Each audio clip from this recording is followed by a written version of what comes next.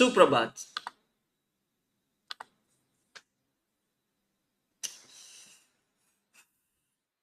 Good morning Karishma, Akshay, Shreya, Garima, Shakalaka boom boom, Archi Madhwani, Vinay, Prateek Mishra, good morning. Good morning Alfiya, Keshav, Pooja, Jinal, Leesha, Ganesh, good morning. सभी का बहुत बहुत स्वागत है। Quickly come and join and then will start today's session.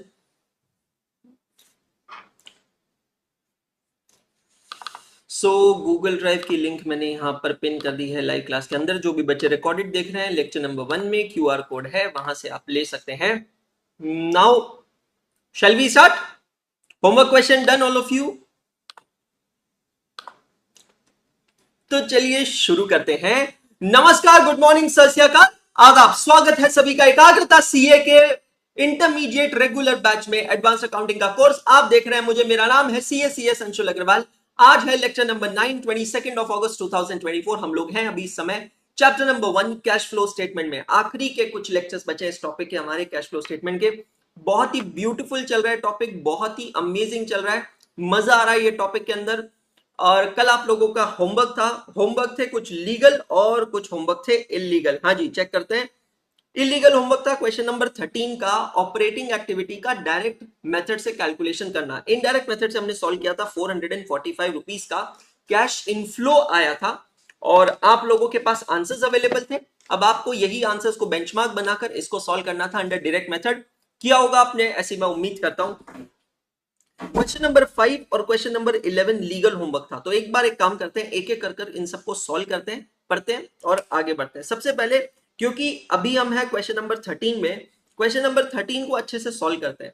Direct method से cash flow statement बनाना है। जैसे कि हम लोगों ने डिस्कस किया था और समझा था कि डायरेक्ट मेथड सिलेक्शन अप्रोच रखता है, इनडायरेक्ट मेथड एलिमिनेशन अप्रोच रखता है। डायरेक्ट मेथड जो है वो top to bottom strategy follow करता है, indirect method bottom to top strategy follow करता है। हम यहां पर कैश फ्लो स्टेटमेंट बनाएंगे डायरेक्ट मेथड से। आगे बढ़ने से पहले एक बार मैं सब लोगों से पूछना चाहूंगा, जितने भी लोग लाइव देख रहे हैं, एटलीस्ट आप में से कितने लोगों ने डायरेक्ट मेथड में इसे सॉल्व किया है? किन किन लोगों का हुआ है, आंसर आ गया है, क्रैक कर लिया है? कितने लोग कर पाए हैं? क्विकली मुझे जवाब दीजिए लाइव चैट में, जितने भी लोग देख रहे हैं। एक बार बीना चौहान ने कहा है मैंने कर लिया इसे क्रैक, बहुत बढ़िया बीना। प्रथम ने किया है, अक्षय कुमार का क्रैक हो गया, बहुत बढ़िया है, बहुत बढ़िया, अमेजिंग। केशव भंवर का क्रैक हो गया, बहुत बढ़िया, amazing, mind blowing, super duper amazing. चलिए मैं आपको सॉल्व करके दिखाता हूं कि इसे हम इनडायरेक्ट मेथड में, सॉरी डायरेक्ट मेथड में कैसे सॉल्व करेंगे। दोस्तों सबसे पहले हम लोग यहाँ पर पीएनएल अकाउंट को बेस बनाते हैं। पीएनएल अकाउंट में दिया है दोस्तों revenue from operations. Revenue from operations मतलब सेल्स, लेकिन यहां पर ये क्लियर नहीं किया कि ये जो सेल्स है ये कैश सेल है या क्रेडिट सेल है, करेक्ट? तो अब हम लोगों को यहां पर पिन पॉइंट एक फिगर निकालनी पड़ेगी। फिगर का नाम है cash sales and collection from debtors. ये कंसोलिडेटेड फिगर हमें निकालनी पड़ेगी कि हमने कितने का सेल किया है, कितने का सेल किया है, cash cell and collection from debtors. मतलब हमें कैश इनफ्लो निकालना है, ठीक है? कोई बात नहीं प्रियंका, जिसका भी नहीं आया बिल्कुल दिल छोटा मत करो, अच्छे से समझते चलो, ठीक है? Cash cell and collection from debtors. अब ये हम कैसे निकालेंगे? तो दोस्त हमारे पास नीचे अगर आप देखेंगे तो ओपनिंग डेटर्स अवेलेबल है। ओपनिंग डेटर्स कितने हैं चेक करिएगा फिगर। ओपनिंग का कॉलम है दूसरा, ट्रेड रिसीवेबल मतलब डेटर्स 250। ओके, तो ओपनिंग डेटर्स है हमारे पास 250।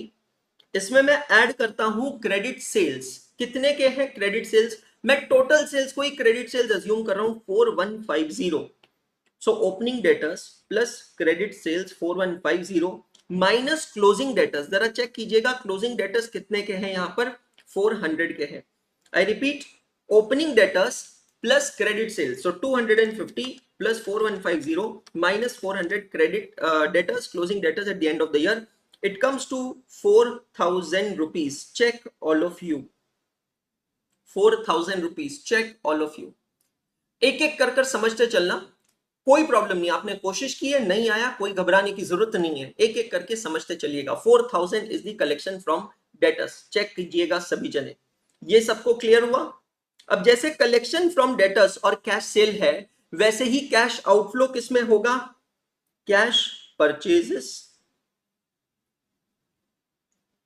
And payment to creditors. Okay, अब यहां पर कैलकुलेशन करते हैं दोस्तों। मैं पीएनएल अकाउंट को फॉलो करता हूं तो सबसे पहले हमने रेवेन्यू फ्रॉम ऑपरेशंस को पिकअप कर लिया। अदर इनकम्स नोट नंबर 4 अगर आप देखेंगे तो उसमें इंटरेस्ट और डिविडेंड, जिसको मैं कंसीडर नहीं करूंगा because interest and dividend receive is from investing activity, nothing to do with financing activity. Selection method में हम वही चीज पिकअप करेंगे जो हमारे काम की है। फिर बाद में है expenses, purchases of stock in trade. तो मुझे परचेजेस दिए 2400, मुझे नहीं पता इसमें से कैश परचेजेस कितने हैं, तो मैं एक बार टोटल क्रेडिट परचेजेस अज्यूम कर यही इक्वेशन लगाता हूं। Opening creditors 230, opening creditors 230 plus purchases 2400 minus closing creditors, check कीजिएगा 250। Opening creditors plus purchases minus closing creditors, तो ये अमाउंट होता है 2380। चेक करते चलिएगा 2380 का कैश आउटफ्लो। ये भी क्लियर हुआ सबको? Cash inflow, cash outflow. अब आते हैं पीएनएल को फॉलो करते हैं वापस। 2400 की फिगर हमने यूज कर ली। चेंजेस इन इन्वेंट्री का डायरेक्ट मेथड में कुछ लेना देना नहीं होता है। एम्प्लॉय बेनिफिट एक्सपेंसेस मतलब wages and salaries due are 800। नीचे अगर आप देखेंगे तो आउटस्टैंडिंग वेजेस दिख रहे हैं। अब हम यहां पर क्या करेंगे दोस्तों, थोड़ा सा ना हमें हमारे बेसिक्स में जाना पड़ेगा, थोड़ा सा हमें हमारे अतीत में जाना पड़ेगा। और अगर हम हमारे बेसिक्स में और अतीत में जाते हैं तो हमने एक फॉर्मूला देखा है सीए फाउंडेशन लेवल पे। जिन्होंने सीए फाउंडेशन नहीं किया मेरे डायरेक्ट एंट्री वाले बच्चे, आप चिंता ना करें, अभी आप समझ सकते हैं। फॉर्मूला कुछ इस प्रकार है, expenses paid minus outstanding at beginning of the year plus outstanding at end of the year. Expenses paid minus outstanding at beginning of the year plus outstanding at the end of the year. ये सारे calculations आप करेंगे तो आपको मिलेगा expenses due कितने। समझ में आ रहा है? एक्सपेंसेस ड्यू मर्केंटाइल कंसेप्ट के हिसाब से दिखते हैं पीएनएल अकाउंट में। तो अगर मैं एम्प्लॉय बेनिफिट 800 रुपीज की फिगर को पिकअप करता हूं तो वो पीएनएल में दिख रही है, मतलब वो है expenses due, wages and salaries due 800। Clear हो गया? अब outstanding at the beginning of the year कितना है चेक करिएगा। Outstanding wages at the beginning of the year है 40, एंड ऑफ द ईयर है 50। इसको मैं यहां लिखता हूं, एट द बिगिनिंग माइनस होता है 40, at the end of the year 50 plus होता है। अब मुझे समझना इस फिगर से मुझे क्या कैलकुलेट करना है, how much are the expenses paid. तो मैं क्या करूंगा, नीचे से ऊपर जाऊंगा तो सारे साइंस इनवर्स हो जाएंगे।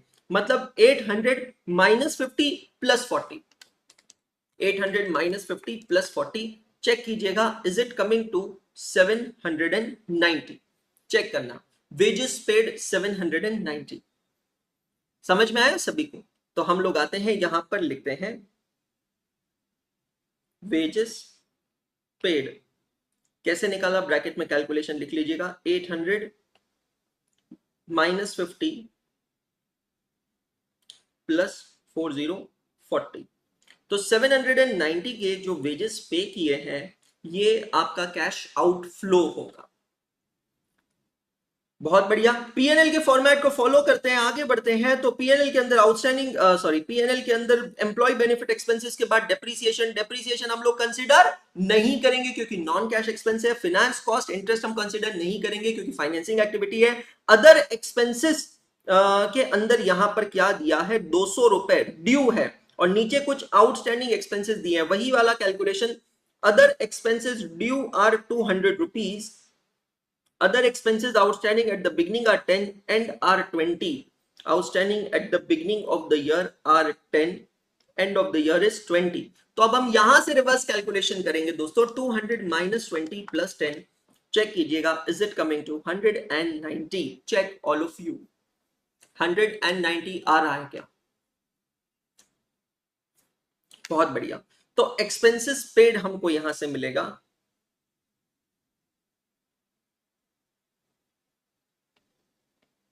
200 minus 20 plus 10।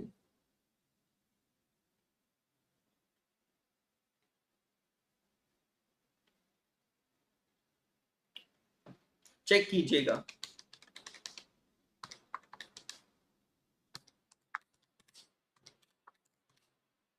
डन।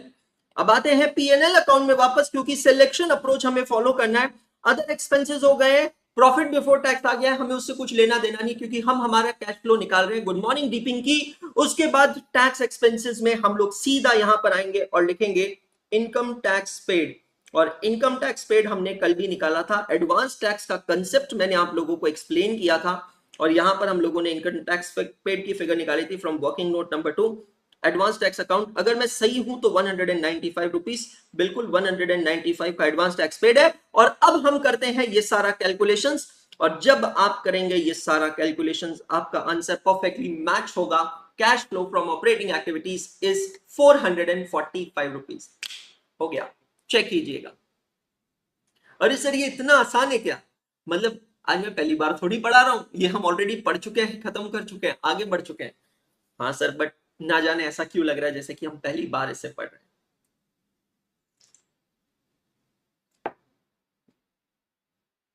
चेक कीजिएगा सभी जने। क्लियर हो गया सभी को? बहुत बढ़िया। चलिए लीगल होमवर्क में आते हैं क्वेश्चन नंबर 5 और क्वेश्चन नंबर 11 के साथ।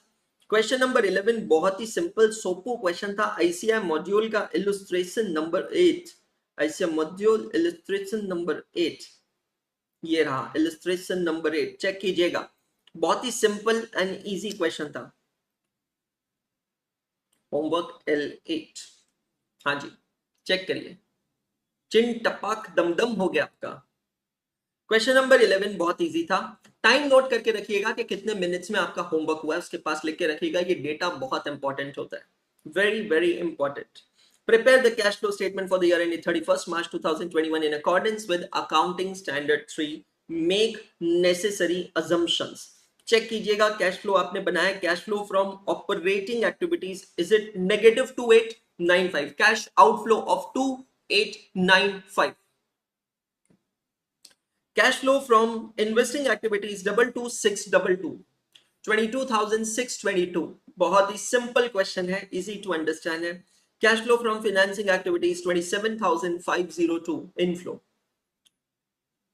Net change in cash and cash equivalents D, E and F is here in front of you. Check all of you. Very good Shraddha, very good Pooja, very good Muskan, Akshay, Beena Chauhan, बहुत बढ़िया, amazing, बहुत बढ़िया।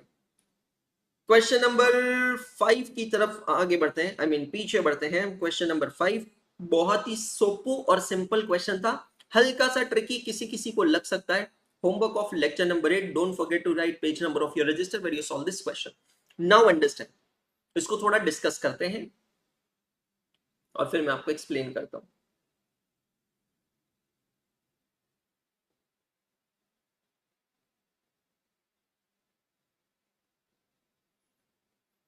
How will you disclose the following items while preparing cash flow statement of Gagan Limited as per AS3 for the year ending 31st March 2022?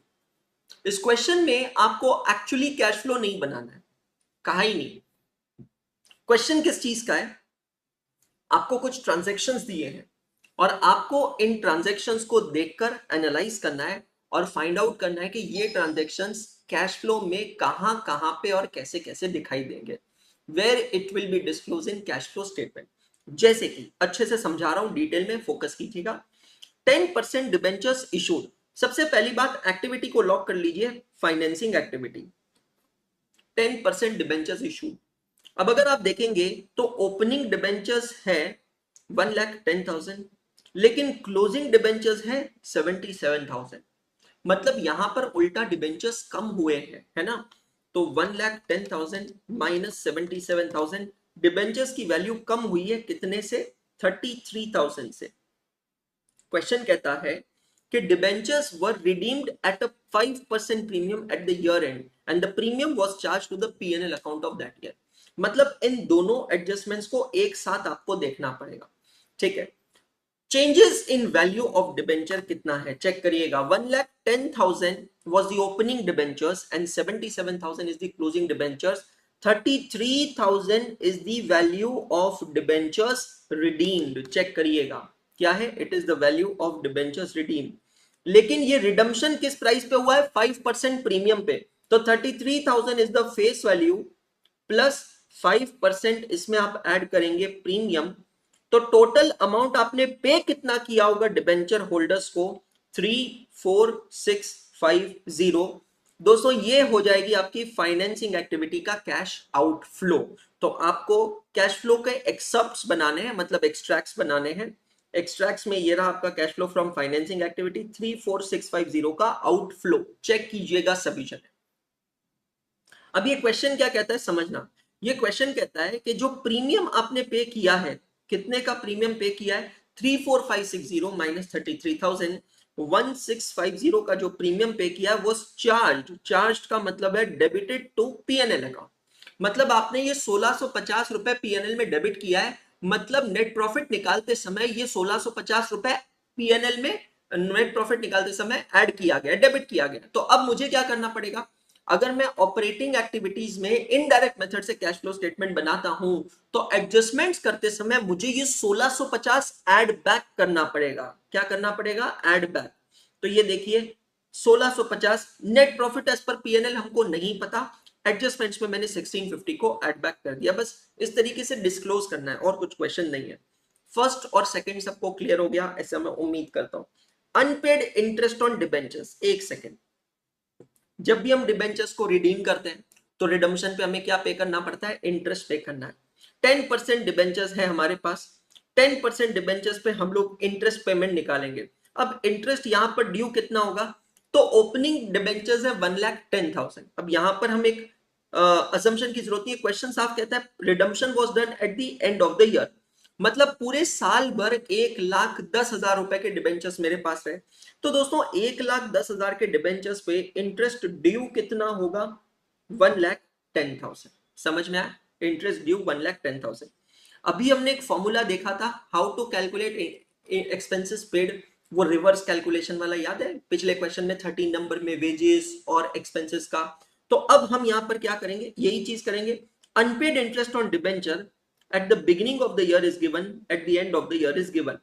तो beginning of the year 275 minus होता है, end of the year 1175 plus होता है। हमको ये वाली figure निकालनी है, रिवर्स कैलकुलेशन जाएंगे। 11,000 1,10,000 का 10%, 11,000 माइनस 1175 प्लस 275। चेक कीजिएगा, is it coming to 10,100? This is the amount of interest paid.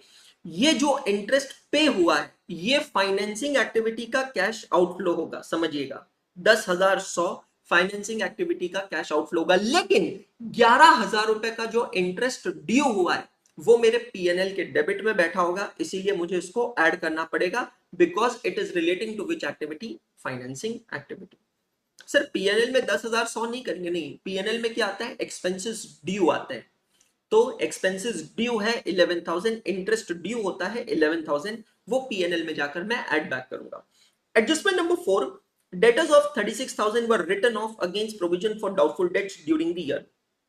36,000 की डेटर्स हमने राइट ऑफ किए हैं, नॉन कैश एक्सपेंडिचर है, ऑपरेटिंग एक्टिविटी में ऐड होगा। 36,000 के debtors, debtors of 36,000 written off, अच्छा डेटर्स राइट ऑफ है, प्रोविजन फॉर बैड डेट्स नहीं, I am sorry, my bad. अगर आरडीडी होता था तो एड बैक होता था, डेटर्स रिटर्न ऑफ है, इसका कोई इफेक्ट नहीं होगा। 10% बॉन्ड्स, ओपनिंग बॉन्ड्स है 350, क्लोजिंग बॉन्ड्स भी है 350, मतलब कोई बॉन्ड्स इशू भी नहीं किए और कोई बॉन्ड्स एडिशनल बेचे भी नहीं है, तो बॉन्ड्स को लेकर वो तो प्रॉब्लम नहीं है। लेकिन इंटरेस्ट ऑन बॉन्ड्स आएगा क्योंकि ये बॉन्ड्स है इन्वेस्टमेंट। इन्वेस्टमेंट मतलब कौन सी एक्टिविटी? Investing activity. 3,50,000 के बॉन्ड्स हैं, उस पर 10% के हिसाब से इंटरेस्ट बनेगा 35,000 रुपए। मैं ऑपरेटिंग एक्टिविटीज से माइनस करूंगा 35,000 रुपए, 35,000।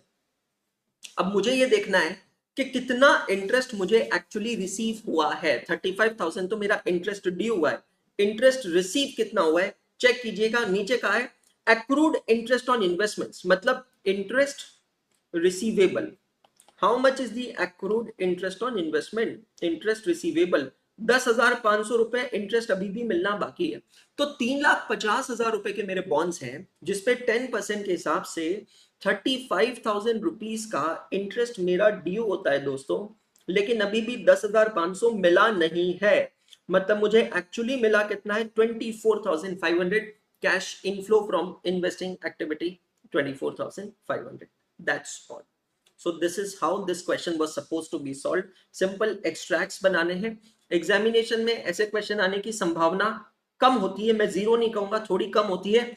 ये क्वेश्चंस नॉर्मली मॉड्यूल में इसलिए मिलते हैं बिकॉज मॉड्यूल के अंदर आपको चैप्टर पढ़ाया जाता है, आपको चैप्टर सिखाया जाता है। तो इंस्टीट्यूट बस ये चेक करना चाहती है कि क्या आपके अंदर वो एक कला आ गई है, क्या वो टैलेंट आ गया है कि आप किसी भी ट्रांजेक्शन को पढ़कर उसको उसके इंप्लीकेशंस देख सकें। तो these are known as concept questions of ICM module. Check all of you. Tracker में अपडेट कर देता हूं, काफी स्पेसिफिक जा रहा हूं मैं ट्रैकर में कि हमने होमवर्क क्वेश्चन चेक किया है और ये सब कुछ कंप्लीट किया है पहले 20 मिनट में, ताकि जब भी आप बाद में रिकॉर्डेड देखें या जो भी मेरे बच्चे रिकॉर्डेड देखें उनका समय पूरा यहां पर मैं बचा सकूं।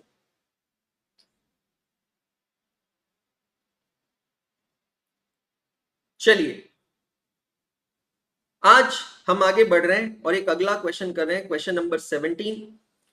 अच्छा क्वेश्चन है, थोड़ा सा बड़ा क्वेश्चन है, पर मजा आने वाला है ये क्वेश्चन सॉल्व करने में। तैयार है सभी लोग? Are you ready? सबका मजा आ रहा है? कैश फ्लो स्टेटमेंट में सबका कॉन्फिडेंस कैसा है, सभी जने मुझे बताएंगे। एक बार डिफाइन कर दीजिए out of 10। Good morning Shubham. Out of 10 define your confidence. Well, lower score means less confidence, higher score means high confidence. एक बार फटाक से आउट ऑफ 10 अपना कॉन्फिडेंस लेवल मुझे डिफाइन कर दीजिए। वेरी गुड, ओके, बहुत अच्छी बात है। वेरी गुड विनय, very good Shraddha, very good पवन, प्रतीक, बहुत बढ़िया, अमेजिंग, बहुत बढ़िया, आई एम वेरी हैप्पी। जिसका भी कम है थोड़ी सी मेहनत ज्यादा करनी पड़ेगी, दैट्स ऑल, और कुछ नहीं है। चलिए क्वेश्चन नंबर 17 स्टार्ट करते हैं। रेफरेंस आकर लिखिएगा lecture number 9। Write down page number of your register where you are going to solve this question. अब इस क्वेश्चन को ना मैं आपको थोड़े अलग फॉर्मेट से सॉल्व करवाने वाला हूं। अलग फॉर्मेट से मतलब एग्जामिनेशन में नहीं करना है वो फॉर्मेट, सिर्फ हमारे बीच की बात है, सेल्फ स्टडी की बात है, ठीक है? एक मिनट रुक जाइएगा, मैं ये इरेज कर देता हूं। स्कूल टीचर वाली फीलिंग आ रही है, स्कूल में नहीं कि टीचर आते ही पहले ब्लैक बोर्ड को साफ करते थे, वो वाली फीलिंग आ रही है बिल्कुल।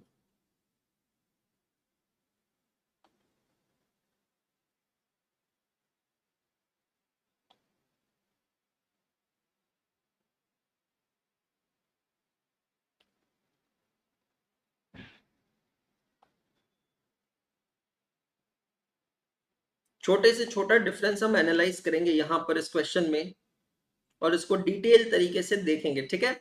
अब मैं आपको एक दूसरा तरीका बताऊंगा इस क्वेश्चन को सॉल्व करने का, और मेरी बात ध्यान से सुनना।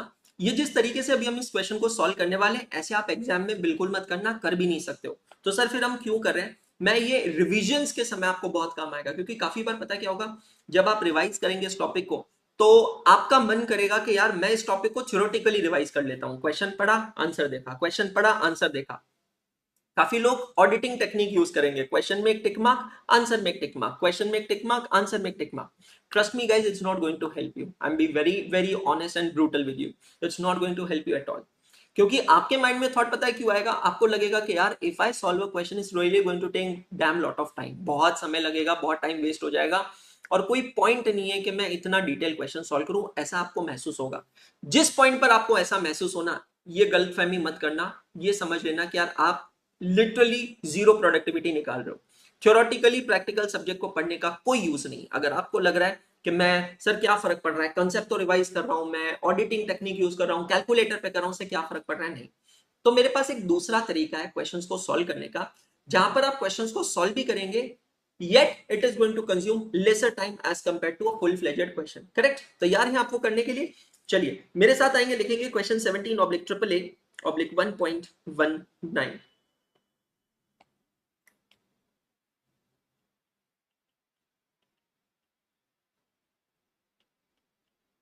अच्छा, अगर कोई फुल फ्लेजेड करना चाहता है, मेरे तरफ से मना नहीं है, मैं सिर्फ एक टेक्निक आपको सिखा रहा हूं, ठीक है, सेल्फ स्टडी की टेक्निक है। अब यहां पर हम लोग क्या करेंगे समझना, पूरा फॉर्मेट वगैरह नहीं बना रहे हैं, ऐसा समझो कि आप और हम दोस्त हैं, चड्डी बड्डी यार हैं, बैठकर सेल्फ स्टडी कर रहे हैं, पढ़ाई कर रहे हैं। और क्या भाई, आज कैश फ्लो स्टेटमेंट पढ़ रहे हैं, चलो 17 नंबर सॉल्व करते हैं। कैसे करेंगे, देखो मैं यहां पर लिखूंगा ओआ, ओआ की पूरी एक्टिविटीज यहां पर लिखूंगा, मैं यहां पर लिखूंगा ईया, इन्वेस्टिंग एक्टिविटीज, मैं यहां लिखूंगा फा, फाइनेंसिंग एक्टिविटीज, सिर्फ अमाउंट्स लिखूंगा मैं, हेडिंग्स वगैरह नहीं लिखूंगा। ओआ की तो भी मैं लिख लूंगा, पर ईया और फा की हेडिंग्स नहीं लिखूंगा। फिर मैं यहां पर लिखूंगा D, net change in cash and cash equivalents, फिर मैं लिखूंगा ई, और फिर मैं लिखूंगा एफ। मतलब कुल मिलाकर मैं एक कैश फ्लो स्टेटमेंट बना जरूर रहा हूं, लेकिन बहुत ही समराइज तरीके से बना रहा हूं। अगर आप प्रॉपर बनाना चाहते हैं, मेरी तरफ से कोई प्रॉब्लम नहीं है, लेकिन वर्किंग नोट्स मैं बहुत डिटेल में बना रहा हूं। वर्किंग नोट्स मेरी कितनी बन रही है, बहुत सारी बन रही है। PNL appropriation account, provision for taxation account, plant and machinery account, land and building account, investment account, dividend payable account, और फिर कुछ जर्नल एंट्रीज भी मैं आपको यहां पर सिखाने वाला हूं। तो फटाक से आकर आप ये 6 लेजर अकाउंट्स बना लीजिए, 5-5 lines each. Come on all of you, if you are solving with complete format, write down the complete format. If you are doing like I am doing, you can do this way. Operating activity के लिए आपको काफी सारी line लगेगी, investing और financing के तो सिर्फ अमाउंट्स लिखने हैं, तो 6-6 लाइंस लगेंगे मैक्सिमम, 5 से 6 lines to write down those amounts, not more than that.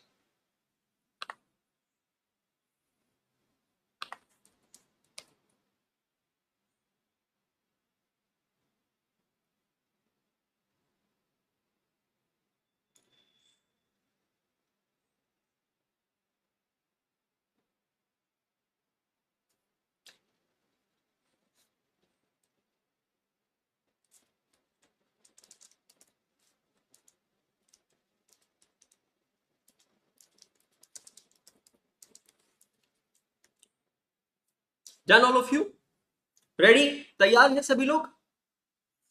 Bookmark करना चाहूंगा मैं इस वाले क्वेश्चन को, आई होप सबको बुकमार्क्स मिल गए होंगे।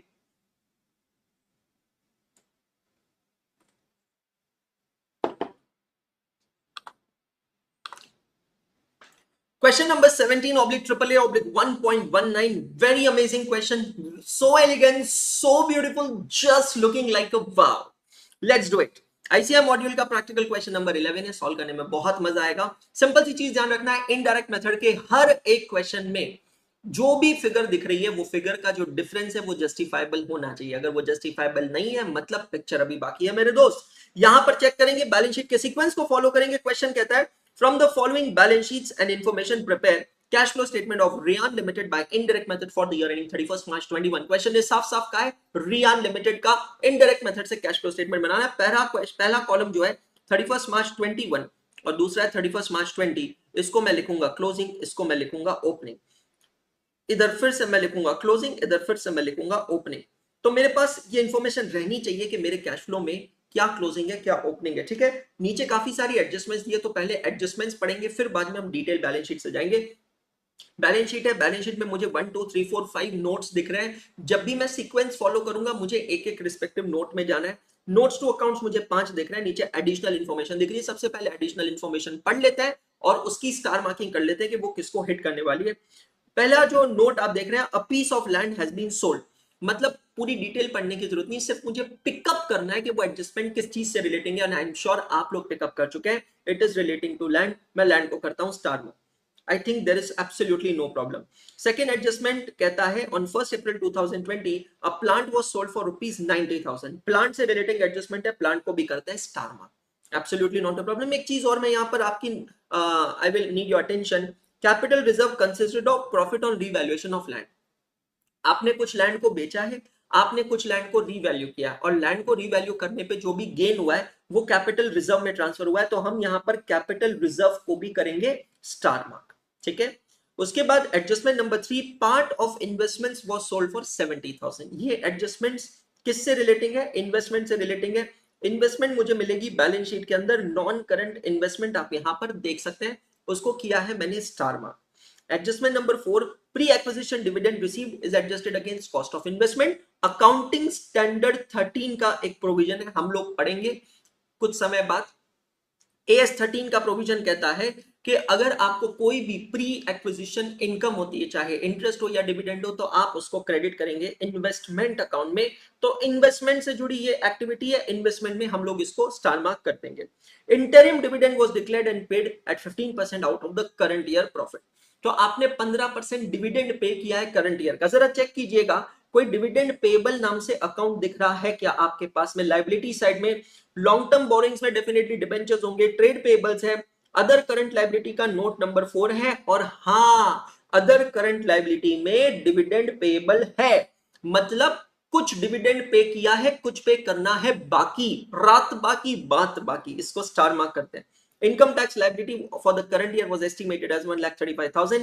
Provision for taxation account बनाना पड़ेगा। ये provision for taxation, इसको मैं करता हूं स्टार मार्क। उम्मीद कर रहा हूं आप लोग भी मेरे साथ स्टार मार्क करते जा रहे होंगे। Depreciation at the rate of 15% have been charged on plant and machinery, but no depreciation have been charged on building. तो प्लांट एंड मशीनरी को एक और स्टार मार्क, डेप्रिसिएशन का लैंड एंड बिल्डिंग को मत कीजिएगा, no depreciation have been charged on land and building. दोस्तों, जो भी एडजस्टमेंट्स थे हमने पढ़ लिए, ताकि हमको समझ में आ गया, यहां से एक स्ट्रैटेजी हम माइंड में बना लेते हैं कि हमें कौन कौन से वर्किंग नोट्स बनाने हैं और कौन कौन से वर्किंग नोट्स नहीं बनाने हैं। बहुत छोटी सी बात है, हर दो अमाउंट के बीच में कोई डिफरेंस होगा तो वो डिफरेंस जस्टिफाइबल होना चाहिए, और हमें उस जस्टिफिकेशन का आंसर तब तक नहीं मिलेगा जब तक हम नीचे के दिए हुए एडजस्टमेंट्स ना पढ़ ले। सबसे पहले हम स्टार्ट करते हैं बैलेंस शीट में। Top 1A share capital, number 1 ए शेयर कैपिटल। शेयर कैपिटल के लिए हमें रेफर करना होगा नोट नंबर 1। तो हम सिर्फ face of the balance sheet पे नहीं जा सकते, हमें जाना पड़ेगा नोट पे। प्लीज अच्छे से ऑब्जर्व कीजिएगा मैं क्वेश्चन को कैसे सॉल्व कर रहा हूं, बिकॉज आज आपका होमवर्क रहेगा थोड़ा सा ज्यादा। सबसे पहले इक्विटी शेयर कैपिटल अगर आप यहां देखते हैं, तो equity share capital at the beginning of the year is 5 lakh and at the end of the year is 6 lakh. तो दोस्तों 1 लाख रुपीज से यहां पर शेयर कैपिटल बढ़ा है। आपको समझना है शेयर कैपिटल कब बढ़ता है, जब हम शेयर्स इशू करते हैं। नीचे हमने सारे एडजस्टमेंट्स पढ़ लिए और मुझे कहीं कोई ऐसा एडजस्टमेंट नहीं दिखा है कि आपने शेयर्स इशू किए हैं, उसके बदले आपने कुछ परचेज किया है। एक बार चाहे तो आप वापस पढ़ सकते हैं फटाक से। A piece of land had been sold for 1,50,000, cost of 1,20,000, balance of land was revalued, capital reserve consisted on profit of land. Share से रिलेटिंग कोई एडजस्टमेंट नहीं है। On 1st April, plant was sold for 90,000. Debentures worth 1 lakh were issued at par as part consideration of plant of 4.5 lakh. Debentures are issued for non cash consideration. Shares के बारे में बात नहीं हुई है, यहां पर इन्वेस्टमेंट्स बेचे हैं, यहां पर डिविडेंड मिला है, इंटरिम डिविडेंड डिक्लेयर हुआ है, इनकम टैक्स लायबिलिटी की बात हो रही है, डेप्रिसिएशन की बात हो रही है, शेयर्स की बात नहीं हो रही है। डबली श्योर होना जरूरी है क्योंकि क्वेश्चंस ये बड़े बड़े हैं। ये क्वेश्चंस नॉर्मली 15 से 20 मार्क के होते हैं। तो 1 लाख रुपए से शेयर कैपिटल बढ़ा है। Can I say it will result into cash inflow of ₹1 lakh. कौन सी एक्टिविटी का इनफ्लो होगा बेटा जी? This will be cash inflow from financing activity. तो मैं फॉर्म में आके लिखता हूं 1 लाख सिर्फ फिगर। अगर आप लोग पूरा कैश फ्लो बना रहे हैं तो आप लिखेंगे issue of share capital inflow 1 lakh, correct. अब मैं आता हूं नेक्स्ट एडजस्टमेंट में। रिडीमेबल प्रेफरेंस शेयर ओपनिंग है 2 लाख, क्लोजिंग है डैश। इसका मतलब क्या? आपने प्रेफरेंस शेयर्स को रिडीम किया है, क्योंकि साल के शुरुआत में 2 लाख रुपए के प्रेफरेंस शेयर्स थे, एंड में कुछ भी नहीं है। प्रेफरेंस शेयर्स को रिडीम करते हैं तो कैश आउटफ्लो होता है। कौन सी एक्टिविटी का? फाइनेंसिंग एक्टिविटी का 2 लाख रुपीस का कैश आउटफ्लो।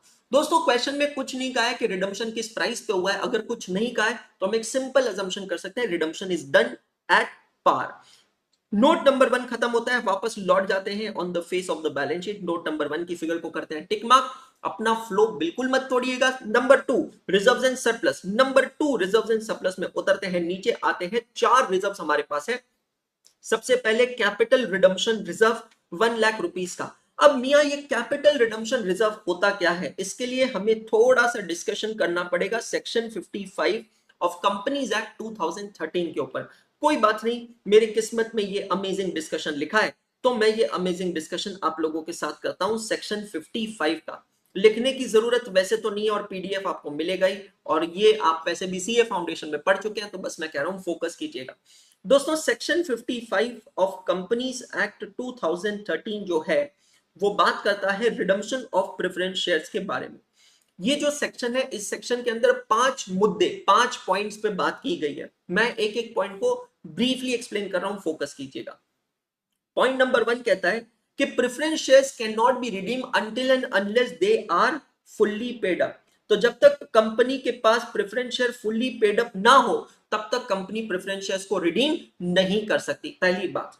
दूसरी बात, preference shares can be redeemed out of, मतलब प्रेफरेंस शेयर के रिडम्पशन के लिए जो पैसा चाहिए, रिसोर्सेज चाहिए, वो रिसोर्सेज दो ही जगह से आ सकते हैं। Preference shares can be redeemed out of proceeds of fresh issue of equity shares. आप कुछ नए इक्विटी शेयर्स इशू करेंगे और वो नए इक्विटी शेयर्स इशू करके जो पैसा आपको मिलेगा, उन पैसों से आप प्रेफरेंस शेयर्स को रिडीम करेंगे। Number 2, out of divisible profit. Divisible profits का मतलब होता है रेवेन्यू रिजर्व, या डिविजिबल प्रॉफिट्स का मतलब होता है वो प्रॉफिट्स जो आप यूज कर सकते हैं for distribution of dividend to equity share holder. तो बेसिकली डिविजिबल प्रॉफिट्स किसको बिलोंग करता है? इक्विटी शेयर होल्डर्स को। तो सेक्शन 55 का पॉइंट नंबर 2 कहता है कि आप प्रेफरेंस शेयर्स को रिडीम कर सकते हैं either out of proceeds of fresh issue of equity shares और out of divisible profit, that is revenue reserve, which are available for distribution of dividend to equity share holder. 55 का point number 3 क्या कहता है, ध्यान से समझना। If preference shares are redeemed out of divisible profit, मतलब हम इस पॉइंट को किसके साथ कनेक्ट कर रहे हैं? इसके साथ कनेक्ट कर रहे हैं। If preference shares are redeemed out of divisible profit, तो हमें क्या करना होता है? हमें कुछ अमाउंट को ट्रांसफर करना होता है CRR अकाउंट में, और ये अमाउंट कितना होता है? If preference shares are redeemed out of divisible profit, then an amount equal to face value of preference shares so redeemed should be transferred to a separate account known as CRR account। जितनी face value के preference shares आपने redeem किए हैं उनको आप CRR में transfer करेंगे। Okay.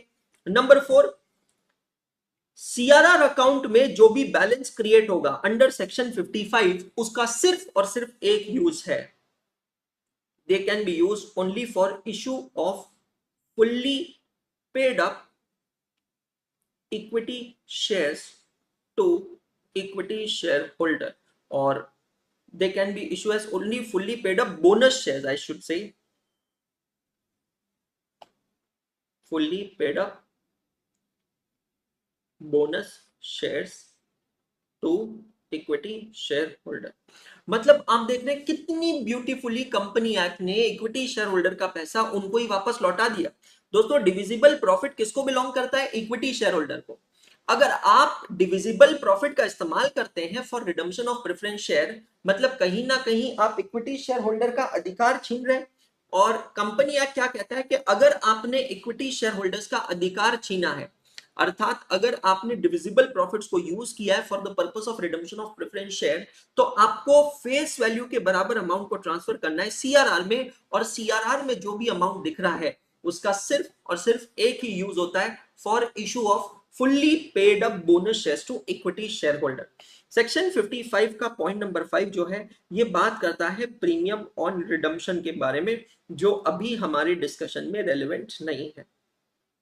I hope ये आपको क्लियर हो गया।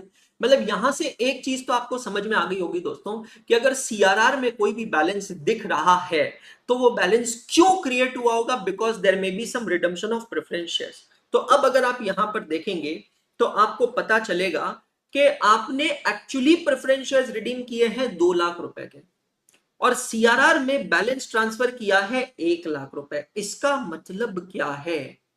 What is the meaning of that? इसका मतलब क्या हुआ होगा? सर 2 लाख रुपए के प्रेफरेंस शेयर्स रिडीम किए हैं तो CRR में 2 लाख रुपए ट्रांसफर होना चाहिए था, CRR में सर 1 लाख रुपए क्यों ट्रांसफर हुआ? ये देखो, मैं इसको पॉइंट नंबर 2 के साथ कनेक्ट करूंगा, दूसरे कलर के पेन से लिखूंगा। इस क्वेश्चन के अंदर how much resources did you require to redeem preference shares? How much money did you require? 2 lakh rupees. Check कर रहे हैं हम, 2 लाख रुपए के प्रेफरेंस शेयर्स थे, 0 हो गए, मतलब आपको कितने रुपयों की जरूरत पड़ी? 2 लाख रुपए। आपसे कहा गया है कि ये 2 लाख रुपए आप 2 सोर्सेज से ला सकते हैं, proceeds of fresh issue of equity share and out of divisible profit. जितना amount of proceeds of issue of जितना अमाउंट ऑफ डिविजिबल प्रॉफिट से इस्तेमाल करेंगे, उतना ही अमाउंट आप CRR में ट्रांसफर करेंगे। दोस्तों, ये वाली फिगर इस क्वेश्चन में दी गई है 1 लाख रुपीस। इसका मतलब क्या मैं कह सकता हूं कि बाकी का 1 लाख रुपया जो है वो आप इक्विटी शेयर्स को इशू कर कर लेकर आए होंगे। और जरा चेक कर लीजिएगा, क्या क्वेश्चन भी यही चीज कहता है क्या? क्या इक्विटी शेयर कैपिटल के अंदर भी बराबर 1 लाख रुपए का डिफरेंस है क्या? और आंसर है बिल्कुल हाँ, एब्सोल्युटली परफेक्ट। ये प्रोविजन पता होना जरूरी है। अगर आप सीए इंटरमीडिएट में आकर ये लेवल का क्वेश्चन कर रहे हैं तो ये प्रोविजन पता होना जरूरी है, एक एक अमाउंट का डिफरेंस पता होना जरूरी है। ये पूरी राम कथा मैंने आपको क्यों सुनाई है? क्योंकि 1 लाख रुपए में 1 लाख रुपए का बैलेंस सीआरआर में आया कहां से? सिंपल तरीका है, कंपनी ने 2 लाख रुपए के प्रेफरेंस शेयर्स को रिडीम किया है। ये 2 लाख रुपए कंपनी ने कहां से अरेंज किए हैं? 1 लाख रुपए के कंपनी ने इक्विटी शेयर्स इशू किया जो हमें शेयर कैपिटल के चेंज में दिख रहा है, और बाकी 1 लाख रुपए जो है वो कंपनी ने अपने डिविजिबल प्रॉफिट से इस्तेमाल किए हैं। दोस्तों, डिविजिबल प्रॉफिट का मतलब क्या है? रेवेन्यू रिजर्व से इस्तेमाल किया है, मतलब वो 1 लाख रुपए डेफिनेटली रेवेन्यू रिजर्व से माइनस हुआ होगा, and accordingly the balance in CRR has become 1 lakh rupees. Check all of you. Check all of you. अब ये 1 लाख रुपए कौन से रेवेन्यू रिजर्व से आया, ये अभी हम बैठकर देखेंगे, हमें पता चल जाएगा। 2 मिनट रुक जाइएगा। कैपिटल रिजर्व को अभी मैं टिक मार्क नहीं करूंगा क्योंकि कैपिटल रिजर्व पे स्टार मार्क बैठा है, मतलब एक एडजस्टमेंट है। जब एडजस्टमेंट पढ़ेंगे तब समझ में आएगा। लेकिन नीचे अगर आप आते हैं आपको दिखेगा जनरल रिजर्व, ओपनिंग बैलेंस है 2.5 लाख, क्लोजिंग बैलेंस है 1.5 लाख। मेरे दोस्त, जनरल रिजर्व 1 लाख रुपए से कम हुआ है। और जरा देख लो, कैपिटल रिडम्पशन रिजर्व 1 लाख रुपए से बड़ा है। इसका मतलब समझ रहे हो आप क्या है? दोस्त, आपकी जानकारी के लिए बता दूं, general reserve is known as divisible profit, general reserve is known as revenue reserve. ये सारा डिस्कशन हमने बेसिक्स ऑफ अकाउंटिंग के इनिशियल 3 लेक्चर्स में किया है। PNL account is known as divisible profit, PNL account is known as revenue reserve. तो अगर आप यहां पर देख रहे हैं तो 1 लाख रुपीज जो है वो जनरल रिजर्व से सीआरआर में ट्रांसफर हुआ है। मतलब यहां पर आप बहुत सिंपल सी चीज लिख सकते हैं अपने इस क्वेश्चन में। अगर आप की नोट्स वगैरह बना रहे हैं या कुछ भी कर रहे हैं तो आप यहां पे लिख सकते हैं general reserve account debit 1 lakh to CRR account 1 lakh. ये जर्नल एंट्री यहां पर पास हुई है। जनरल रिजर्व से 1 lakh rupees capital redemption reserve में ट्रांसफर हुआ है। अगर किसी ने अभी भी वो एक लेक्चर नहीं देखा है 1.5 घंटे का, डायरेक्ट एंट्री वाले बच्चों को स्पेशली मैं एडवाइस करूंगा आप लोगों के लिए, ठीक है? ये देखिए, मैं आपको दिखा देता हूं ट्रैकर में, मैं आप लोगों को लेकर आता हूं। आप लोगों के साथ गूगल ड्राइव की लिंक शेयर है, ये लिंक है, इसमें अभी आपको तीनों टीचर्स के नोट्स दिख रहे हैं। मेरा फोल्डर है सबसे पहले वाला, मेरे फोल्डर में आप जाएंगे, इसमें लास्ट आपको दिख रहा है ट्रैकर। ये ट्रैकर को जब आप क्लिक करेंगे आप देख सकते हैं बहुत ही ब्यूटीफुली ट्रैकर अपडेट होता जा रहा है। हर एक दिन, हर एक लेक्चर जब खत्म हो रहा है वो लेक्चर के ड्यूरेशन, सारी इंफॉर्मेशन यहां मिल रही है। आप अगर यहां नीचे आएंगे, bonus and right, redemption of preference share, redemption of debenture, इसकी एक यूट्यूब वीडियो की लिंक मैंने यहां पर लगाई आप लोगों के लिए, 1.5 घंटे के लिंक है। फाउंडेशन वाले बच्चों को परेशानी नहीं होगी क्योंकि फाउंडेशन वाले बच्चे अभी फाउंडेशन में पढ़कर आए, पर डायरेक्ट एंट्री वाले बच्चों को ये शायद कंसेप्ट पता नहीं, और पता भी अगर होगा तो हो सकता है ऊपरा ऊपरी पता हो। 1.5 घंटे में ये पूरा पूरा कंसेप्ट मैंने डिटेल में पढ़ा है, आप प्लीज जाकर उसको जरूर देखिएगा। अगर अभी तक भी नहीं देखा तो जरूर देखिएगा। तो जनरल रिजर्व से 1 लाख रुपीज ट्रांसफर हुआ है।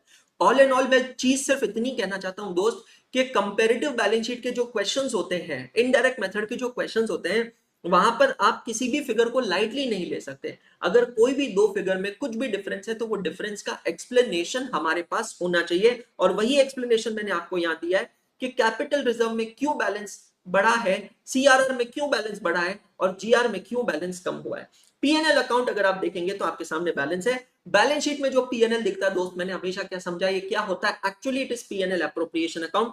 ओपनिंग बैलेंस है 2 लाख, क्लोजिंग बैलेंस है 1 लाख। कहां पर लेकर चलेंगे बेटा जी? इसको नोट्स में लेकर चलेंगे, वर्किंग नोट्स में आएंगे। PNL appropriation account, PNL appropriation account by balance brought down 2 lakh rupees to balance carried down 1 lakh rupees. By balance brought down to balance carried down 1 lakh rupees. Check all of you. Check all of you. Clear हो गया सबको?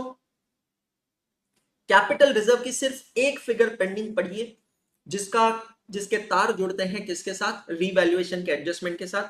तो मैं अभी यहां पर इसको tick mark कर देता हूं, इवन तो मेरा कैपिटल रिजर्व नहीं हुआ है। बैलेंस शीट में लौट जाता हूं, बैलेंस शीट के अंदर नोट नंबर 3 दिख रहा है, long term borrowings. Long term borrowings note number 3 में 9% डिबेंचर्स। अगर आप देखेंगे तो ओपनिंग में कुछ भी डिबेंचर्स नहीं थे, क्लोजिंग में 2 लाख रुपए के डिबेंचर्स हैं, मतलब 2 लाख रुपए के डिबेंचर्स इशू किए गए हैं। रुक जाना, अब मुझे यहां पर नॉन कैश एक्टिविटी का एंगल चेक करना पड़ेगा। जरूरी थोड़ी है कि हमेशा अगर मैं शेयर या डिबेंचर्स इशू करूं तो वो कैश के अगेंस्ट ही हो, it can be for non cash consideration. तो मैं चलता हूं नीचे एडजस्टमेंट में, और नीचे एडजस्टमेंट में मुझे कहीं पढ़ा हुआ ऐसा नजर आ रहा है कि पढ़िएगा आप मेरे साथ यहां पर, debentures worth rupees 1 lakh were issued at par as part consideration for the plan. इसका मतलब क्या है, ये जो 2 लाख रुपए के डिबेंचर्स मैंने इशू किए ना, इसमें से 1 लाख रुपए के डिबेंचर्स जो है they are for non cash consideration. मतलब क्या मैं कह सकता हूं 1 लाख रुपीस के debentures are issued for cash consideration? और जब मैं कहता हूं 1 लाख के debentures are issued for cash consideration, मतलब it will result into cash inflow. तो कैश इनफ्लो होगा 1 लाख रुपीस का issue of debentures, financing activity. Issue of debentures, financing activity, 1 lakh rupees का कैश इनफ्लो। और बाकी 1 लाख के डिबेंचर्स हमने किस चीज के लिए दिए हैं? तो दोस्तों नीचे क्वेश्चन कहते हैं debentures worth 1 lakh were issued as part consideration for plant. हमने हमने एक प्लांट बेचा है, ठीक है, and debentures 1 lakh were issued for part consideration of plant of 4.5 lakh acquired. हमने एक प्लांट खरीदा है, प्लांट खरीदा है, उसके बदले 1 लाख रुपए के डिबेंचर्स दिए। एक काम करते हैं, हमने नीचे प्लांट अकाउंट बनाया है, प्लांट एंड मशीनरी अकाउंट में आकर हम लोग यहां पर पोस्टिंग कर देते हैं to debentures 1 lakh rupees, to debentures 1 lakh rupees. Plant and machinery में आकर पोस्टिंग कर दीजिएगा टू डिबेंचर्स 1 लाख रुपीस। तो 2 लाख रुपए के जो डिबेंचर्स इशू हुए हैं उसका पूरा हिसाब हमारे सामने है। 1 लाख रुपए के डिबेंचर्स प्लांट खरीदा है, उसके लिए ये इन्वेस्टिंग एक्टिविटी जरूर है बेटा, लेकिन ये नॉन कैश एक्टिविटी है श्रेया, ये याद रखना, it's not a cash outflow activity. Cash inflow होगा 1 लाख रुपीस का, बिकॉज रिमेनिंग 1 लाख के डिबेंचर्स जो हैं they are issued for cash consideration. I hope it is clear to all of you. वापस बैलेंस शीट में लौट जाते हैं, note number 3 tick mark. Current liabilities note number 4 में है ट्रेड पेबल। ट्रेड पेबल आएगा चेंजेस इन वर्किंग कैपिटल में। Opening है 1,10,000, क्लोजिंग है 1,15,000, 5,000 रुपए से बढ़ रहा है। करंट लायबिलिटी 5,000 रुपए से बढ़ रही है, ट्रेड पेबल्स 5,000 रुपए से बढ़ रहे हैं।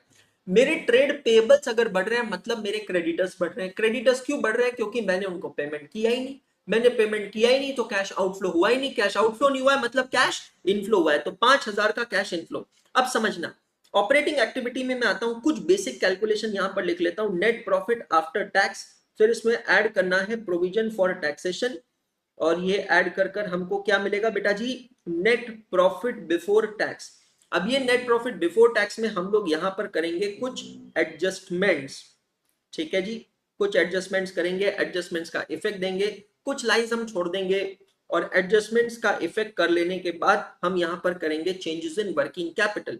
चेंजेस इन वर्किंग कैपिटल में सबसे पहले आ रहा है इंक्रीज इन ट्रेड पेबल्स, 5,000 रुपए का कैश इनफ्लो। चेक करिएगा, मतलब instead of writing completely and instead of doing on calculator or by auditing approach, this is a very wise technique. At least you are writing the figures and you are solving the question, so this gives you confidence. Okay, this is done, tick mark, tick mark. Other current liabilities के लिए note number 4 में चलना पड़ेगा, no problem. Note number 4 में चलते हैं। Dividend payable, opening है 60, closing है डैश। एक काम करते हैं, इसको डिटेल में समझने के लिए डिविडेंड पेबल का अकाउंट बना लेते हैं। Come to dividend payable account, by balance brought down. Opening balance दोस्तों दिया है आपको 60,000 और क्लोजिंग है dash. By balance brought down 60,000 to balance carry down dash. Dash का मतलब है ईयर एंडिंग डेट पे कोई भी लाइबिलिटी नहीं है हमारी, ठीक है। और क्या है, लाइबिलिटी फॉर एक्सपेंसेस, मतलब outstanding expenses. Outstanding expenses beginning of the year 20,000, end of the year 30,000, मतलब 10,000 रुपए से आपके आउटस्टैंडिंग एक्सपेंसेस बढ़ गए। Outstanding expenses is a part of current liability. अगर 10,000 रुपए से मेरी करंट लाइबिलिटी बढ़ी है, इसका मतलब है कैश इनफ्लो हुआ है। Come to operating activity, changes in working capital, increase in outstanding expenses 10,000, check कीजिएगा। Increase in outstanding expenses 10,000, check कीजिएगा। बहुत बढ़िया। I return back to the balance sheet. Note number 4 का भी काम होता है तमाम। शॉर्ट टर्म प्रोविजन में प्रोविजन फॉर टैक्सेशन अकाउंट बनाया हमने। Opening 60, closing 95। Okay, by balance brought down 60,000 to balance carried down 95,000। Opening provision भी दिया है, क्लोजिंग प्रोविजन भी दिया है। By balance brought down to balance carried down, check कीजिएगा सभी जने। बैलेंस शीट की लायबिलिटी साइड पूरी खत्म हो चुकी है सिवाय कैपिटल रिजर्व की एक फिगर के, जो अभी भी अनटिक्ड है। और वो क्यों अनटिक्ड है आप लोगों को पता है, क्योंकि हम एडजस्टमेंट तक पहुंचे नहीं है। फ्लो हम बिल्कुल ब्रेक नहीं कर रहे हैं। आते हैं बैलेंस शीट के एसेट साइड में। सबसे पहले हमको दिख रहा है नोट नंबर 5। चलते हैं नोट नंबर 5 में। Plant and machinery, land and building, दो एसेट्स दिख रही है और दोस्तों दोनों में ही है स्टार मार्क, मतलब हमने दोनों के वर्किंग नोट्स बना रखे हैं। चलिए वर्किंग नोट्स में जाते हैं और ओपनिंग क्लोजिंग बैलेंस ड्रॉ करते हैं। 5 लाख और 765 to balance brought down 5 lakh by balance carried down 7,65,000। तो प्लांट एंड मशीनरी का ओपनिंग एंड क्लोजिंग बैलेंस आ गया। Land and building 2 lakh and 1,50,000 to balance brought down 2 lakh by balance carried down 1,50,000, check कीजिएगा।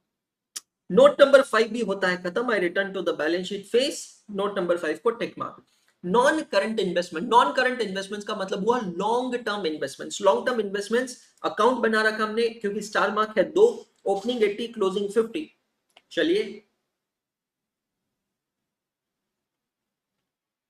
To balance brought down 80,000 by balance carried down 50,000 to balance brought down by balance carried down 80,000 50,000। Current assets है हमारे पास। Current assets, changes in working capital, operating activities में हम पहुंचेंगे दोस्त। Opening 90,000, closing 95,000। Inventories मेरी बढ़ गई है 5,000 रुपए से। 5,000 से इन्वेंट्री बढ़ती है तो it will result in to cash outflow, increase in inventory. बहुत बढ़िया। ट्रेड रिसीवेबल, डेटर्स 225 से बढ़कर 250 हो गए। 25,000 से डेटर बढ़ गए, कैश आउटफ्लो।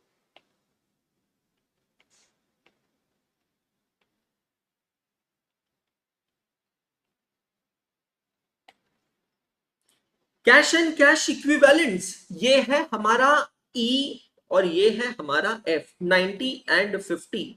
ई है 90,000, एफ है 50,000, कम हो रहा है। मतलब दोस्तों डी कितना होगा यहां पर, it should be negative 40,000, check कर लीजिएगा।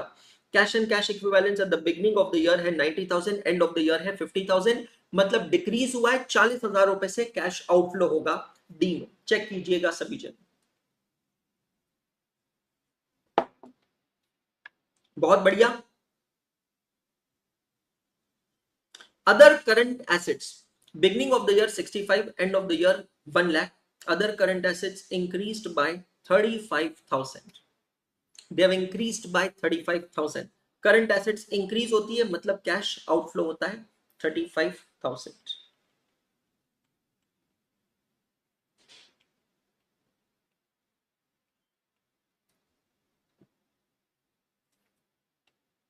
That's all. दोस्तों अगर आप देखोगे बैलेंस शीट हमारी पूरी कंप्लीट हो चुकी है। Not even a single figure is unticked except capital reserve, ठीक है। एक सीक्वेंस हम फॉलो कर रहे हैं। मैं फिर से कह रहा हूं, ना सिर्फ आप मुझसे कंसेप्ट सीखिएगा बट अप्रोच सीखिएगा कि मैं क्वेश्चंस को किस तरीके से परस्यू कर रहा हूं, किस तरीके से सॉल्व कर रहा हूं।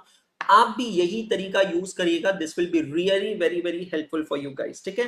नोट्स टू अकाउंट्स में मैं ड्रॉ डाउन करता हूं। सिर्फ कैपिटल रिजर्व की एक फिगर बची है, बाकी सारी फिगर्स टिक हो गई है। सर एग्जाम में क्या हम लोग क्वेश्चन पेपर पे इस तरीके से टिक मार्क कर सकते हैं? बेशक कर सकते हो, अगर आप खुद के लिए कर रहे हो प्रॉब्लम तब होती है, परेशानी तब होती है जब आप दूसरों के लिए करते हैं, किसी प्रकार का आदान प्रदान ना करें, स्ट्रेट अवे जंप करते हैं एडजस्टमेंट्स पे नीचे, एक एक करके एडजस्टमेंट्स को पढ़ते हैं, समझते हैं, आगे बढ़ते हैं। A piece of the land has been sold out for ₹1,50,000। Okay, a piece of the land has been sold out. पहली बात, पीस ऑफ द लैंड मतलब सारा के सारा पूरा के पूरा लैंड नहीं बेचा है, एक टुकड़ा बेचा है 1.5 लाख रुपए में, जिसकी कॉस्ट है 1,20,000। ठीक है, चलिए सबसे पहले लैंड आपने 1,50,000 रुपए में बेचा है, कैश इनफ्लो होगा इन्वेस्टिंग एक्टिविटी का, come to investing activity cash inflow 1,50,000। 1,50,000 रुपए का लैंड आपने बेचा है, और ये जो लैंड बेचा है इसकी कॉस्ट है 1,20,000। अगर कोई भी लिखना चाहे तो इसकी जर्नल एंट्री लिख सकता है, अगर आपकी बिल्कुल भी इच्छा है तो। Bank account debit 1,50,000 to land and building 1,20,000 and to P&L 30,000। तो बैंक अकाउंट डेबिट हो रहा है, मतलब कैश इनफ्लो हो रहा है 1.5 लाख रुपए का। ठीक है, लैंड एंड बिल्डिंग अकाउंट को क्रेडिट करना पड़ेगा। लैंड एंड बिल्डिंग अकाउंट हमने बनाया है बाय बैंक अकाउंट 1,50,000, और 30,000 का गेन हुआ है डेबिट में करेंगे टू P&L अकाउंट। दोस्तों टू P&L अकाउंट मतलब ये 30,000 रुपए का गेन प्रॉफिट एंड लॉस के क्रेडिट में जाके बैठा होगा, जो कि इन्वेस्टिंग एक्टिविटी का है, तो हम करेंगे यहां पर उसको minus profit on land and building. सबको बहुत अच्छे से क्लियर हो रहा है क्या? चेक कीजिएगा एक बार, कोई तरीके की परेशानी तो नहीं हो रही आप लोगों को? कहने की हो दिल में कोई बात, मुझसे कहो, कोई पल हो दिन हो या हो रात, मुझसे कहो। क्लियर हुआ? कोई भी मुश्किल, कोई भी परेशानी आए, चलिए आगे बढ़ते हैं। एडजस्टमेंट अभी खत्म नहीं हुआ है। And the balance land was revalued, capital reserve consisted of profit on revaluation of the land. अब सवाल ये उठता है कि बैलेंस लैंड कितना बचा है, उसका रीवैल्यूएशन कितने में हुआ है, एक एक कर चेक करते हैं, not a problem at all. Land and building account में हम लोग आते हैं। लैंड एंड बिल्डिंग अकाउंट में आपने क्वेश्चन को दो एडजस्टमेंट पे कनेक्ट करना है। पहला एडजस्टमेंट आपसे कहा है कि एक टुकड़ा लैंड का आपने बेचा है, बैलेंस लैंड को रीवैल्यू किया है, लेकिन रीवैल्यूएशन कितने पे हुआ है वो भी नहीं दिया है, और रीवैल्यूएशन पे गेन कितना हुआ है वो भी नहीं दिया है, लेकिन एक इंफॉर्मेशन दी है to track that figure, and that the capital reserve consisted on profit on revaluation. इसका मतलब है ये जो 70,000 रुपए का बैलेंस कैपिटल रिजर्व में आया है, it is nothing but profit on revaluation. Journal entry pass कर लेते हैं इसकी। Land and building account debit 70,000 to revaluation reserve, capital reserve, in fact I should say, not revaluation reserve, to capital reserve 70,000। मतलब ये 70,000 रुपए का जो एक इकलौता बैलेंस दिख रहा था, जो ट्रेस नहीं हो रहा था कहां से है, वो बैलेंस पता चल गया, लैंड एंड बिल्डिंग से आया है वो बैलेंस। तो लैंड एंड बिल्डिंग के डेबिट में आएगा टू कैपिटल रिजर्व 70,000। एक और एडजस्टमेंट जो हमें इसके बारे में एक इंफॉर्मेशन देती है वो है लास्ट एडजस्टमेंट, पढ़िएगा कि 15% depreciation has been charge on plant and machinery but no depreciation has been charge on land and building. मतलब लैंड एंड बिल्डिंग अकाउंट में अब कोई डेप्रिसिएशन नहीं होगा। तो आइडियली पता है दोस्तों, लैंड एंड बिल्डिंग अकाउंट तो क्लोज हो जाना चाहिए। अगर आप डेबिट की टोटल लेते हैं 2 lakh plus 30,000 plus 70,000 becomes 3 lakh, और अगर आप क्रेडिट में चेक करते हैं तो यहां पर भी आपको फिगर मिल रही है 3 लाख, अर्थात इसका मतलब है यहां पर किसी प्रकार का अब कोई भी एडिशन या सब्सट्रैक्शन नहीं है, कोई लैंड खरीदी नहीं है, कोई लैंड बेची नहीं है, लैंड से रिलेटिंग सारे ट्रांजैक्शन यहां पर खत्म हो चुके हैं। चेक कीजिएगा सभी जने। क्लियर हो गया सभी को? लैंड से रिलेटिंग कोई भी ट्रांजैक्शन, कोई भी एडजस्टमेंट अब यहां पर पेंडिंग नहीं है। मजा आ रहा है सभी को? बहुत बढ़िया। एडजस्टमेंट नंबर 1 को अब मैं पूरे गर्व से टिक मार्क कर सकता हूं, वेरी गुड। एडजस्टमेंट नंबर 2, बहुत बढ़िया, very good Karishma, very good Shraddha, very good Bina, very good Shreya. On 1st April 2020, मतलब at the beginning of the year, a plant was sold for 90,000, जिसकी ओरिजिनल कॉस्ट है 70,000, WDV है 50,000। पहली बात, ओरिजिनल कॉस्ट से कुछ लेना देना नहीं। मुझे प्रॉफिट या लॉस निकालना अगर होता है तो I compare selling price with WDV।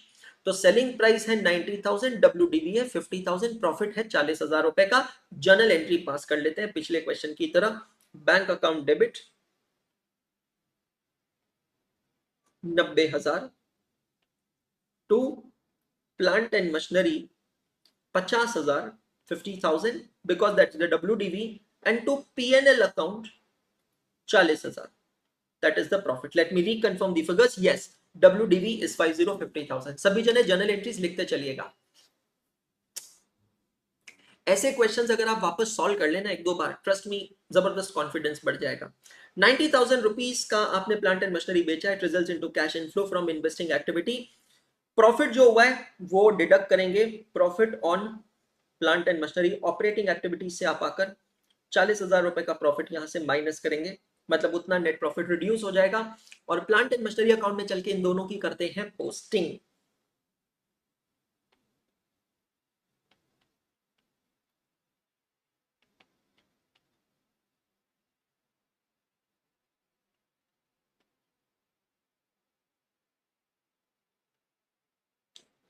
कोई मुश्किल कोई परेशानी आए, तुम्हें लगे कुछ ठीक नहीं हालात, मुझसे कहो मैं हूं ना, काहे चिंता कर रहे हो, मैं हूं ना। बहुत बढ़िया, अद्भुत सर। अब इसी के अंदर एक और एडजस्टमेंट दिया है। Debentures worth ₹1 lakh were issued as a part consideration for plant of 4.5 lakh acquired. नया प्लांट खरीदा है 4.5 लाख रुपए का, जिसके बदले आपने 1 लाख रुपए के डिबेंचर्स दिए एज अ पार्ट कंसिडरेशन। मतलब बाकी का अमाउंट कैसे पे किया होगा? बैंक से पे किया होगा। Journal entries please. Plant and machinery account debit 4,50,000 to debentures account 1 lakh, and to bank account, how much money you paid by bank? 3,50,000. 3,50,000. Check all of you. 62 minutes down. Lecture 62 minutes. Very good. Mind. Cash outflow kitli amount छे। Cash outflow financing act 9, investing activity ma cash outflow छे 3,50,000। शाबाश, समझी गયું मोटा भाई। Plant and machinery account में posting करवानो मोटा भाई। Debentures आप ऑलरेडी लिखे हैं 1 लाख, नीचे लिखेंगे to bank account 3,50,000। Together they make 4,50,000 मोटा भाई।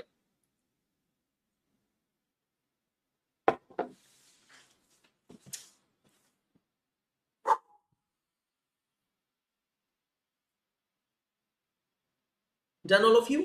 Perfect.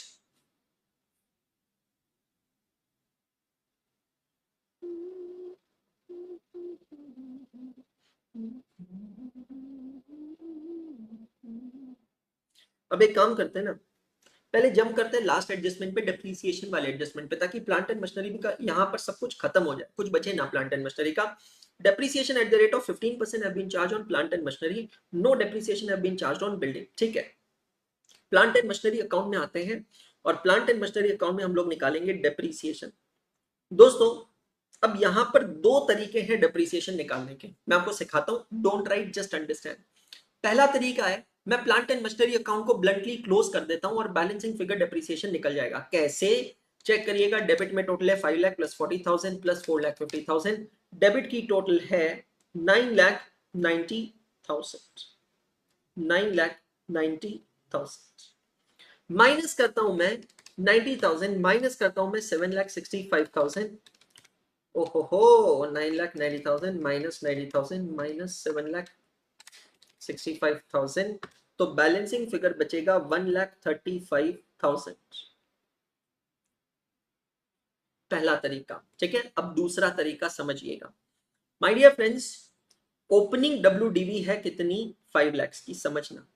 ओपनिंग WDV है 5 लाख की, और आपसे कहा है कि आपने जो प्लांट बेचा है वो साल के शुरुआत में बेचा है, जिसकी WDV थी 50,000। मतलब 5 lakh -50,000. So WDV of the plant that you have used for the current year is 4,50,000. 4,50,000 पे 15% आप डेप्रीसिएशन चार्ज करेंगे पूरे साल भर का, तो वो होता है 67,500. ये क्लियर हुआ आपको? दूसरा, आपने नया प्लांट एक्वायर किया है 4.5 लाख रुपए का.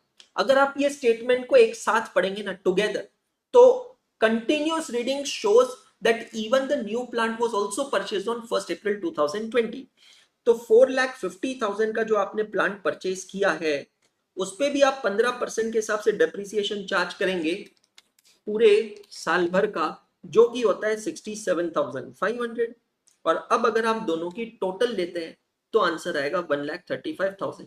तो किसी भी तरीके से अगर आप करेंगे तो आपका आंसर 135 ही आना है. दोनों तरीके इज एब्सोल्युटली फाइन. लिख के रखिएगा आपके पास बोथ द मेथड्स.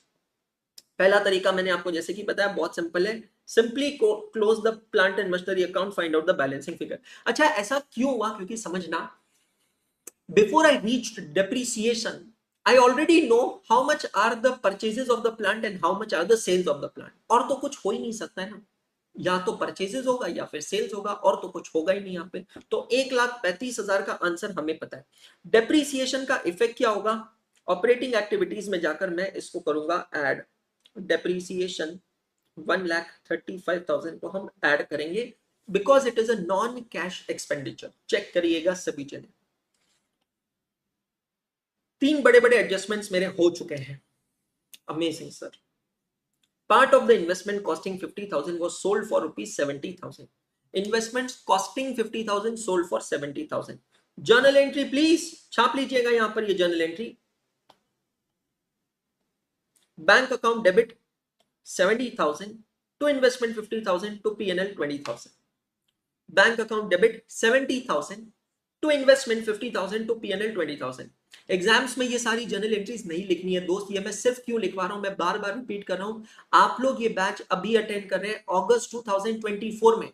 अब क्योंकि एग्जाम साल में 3 बार है, तो हर एक बैच 2 अटेम्प्ट्स के लिए रेलेवेंट है. तो ये जो बैच है एक्चुअली 2 नहीं, उसके आगे के भी अटेम्प्ट के लिए रेलेवेंट है. तो ये जो बैच है, ये वो बच्चा भी देख सकता है जो जनवरी 24 में एग्जाम दे रहा है, वो बच्चा भी देख सकता है जो जनवरी 25 में एग्जाम दे रहा है, या फिर मई 25 में, या इवन सितंबर 25 में. Right now understand.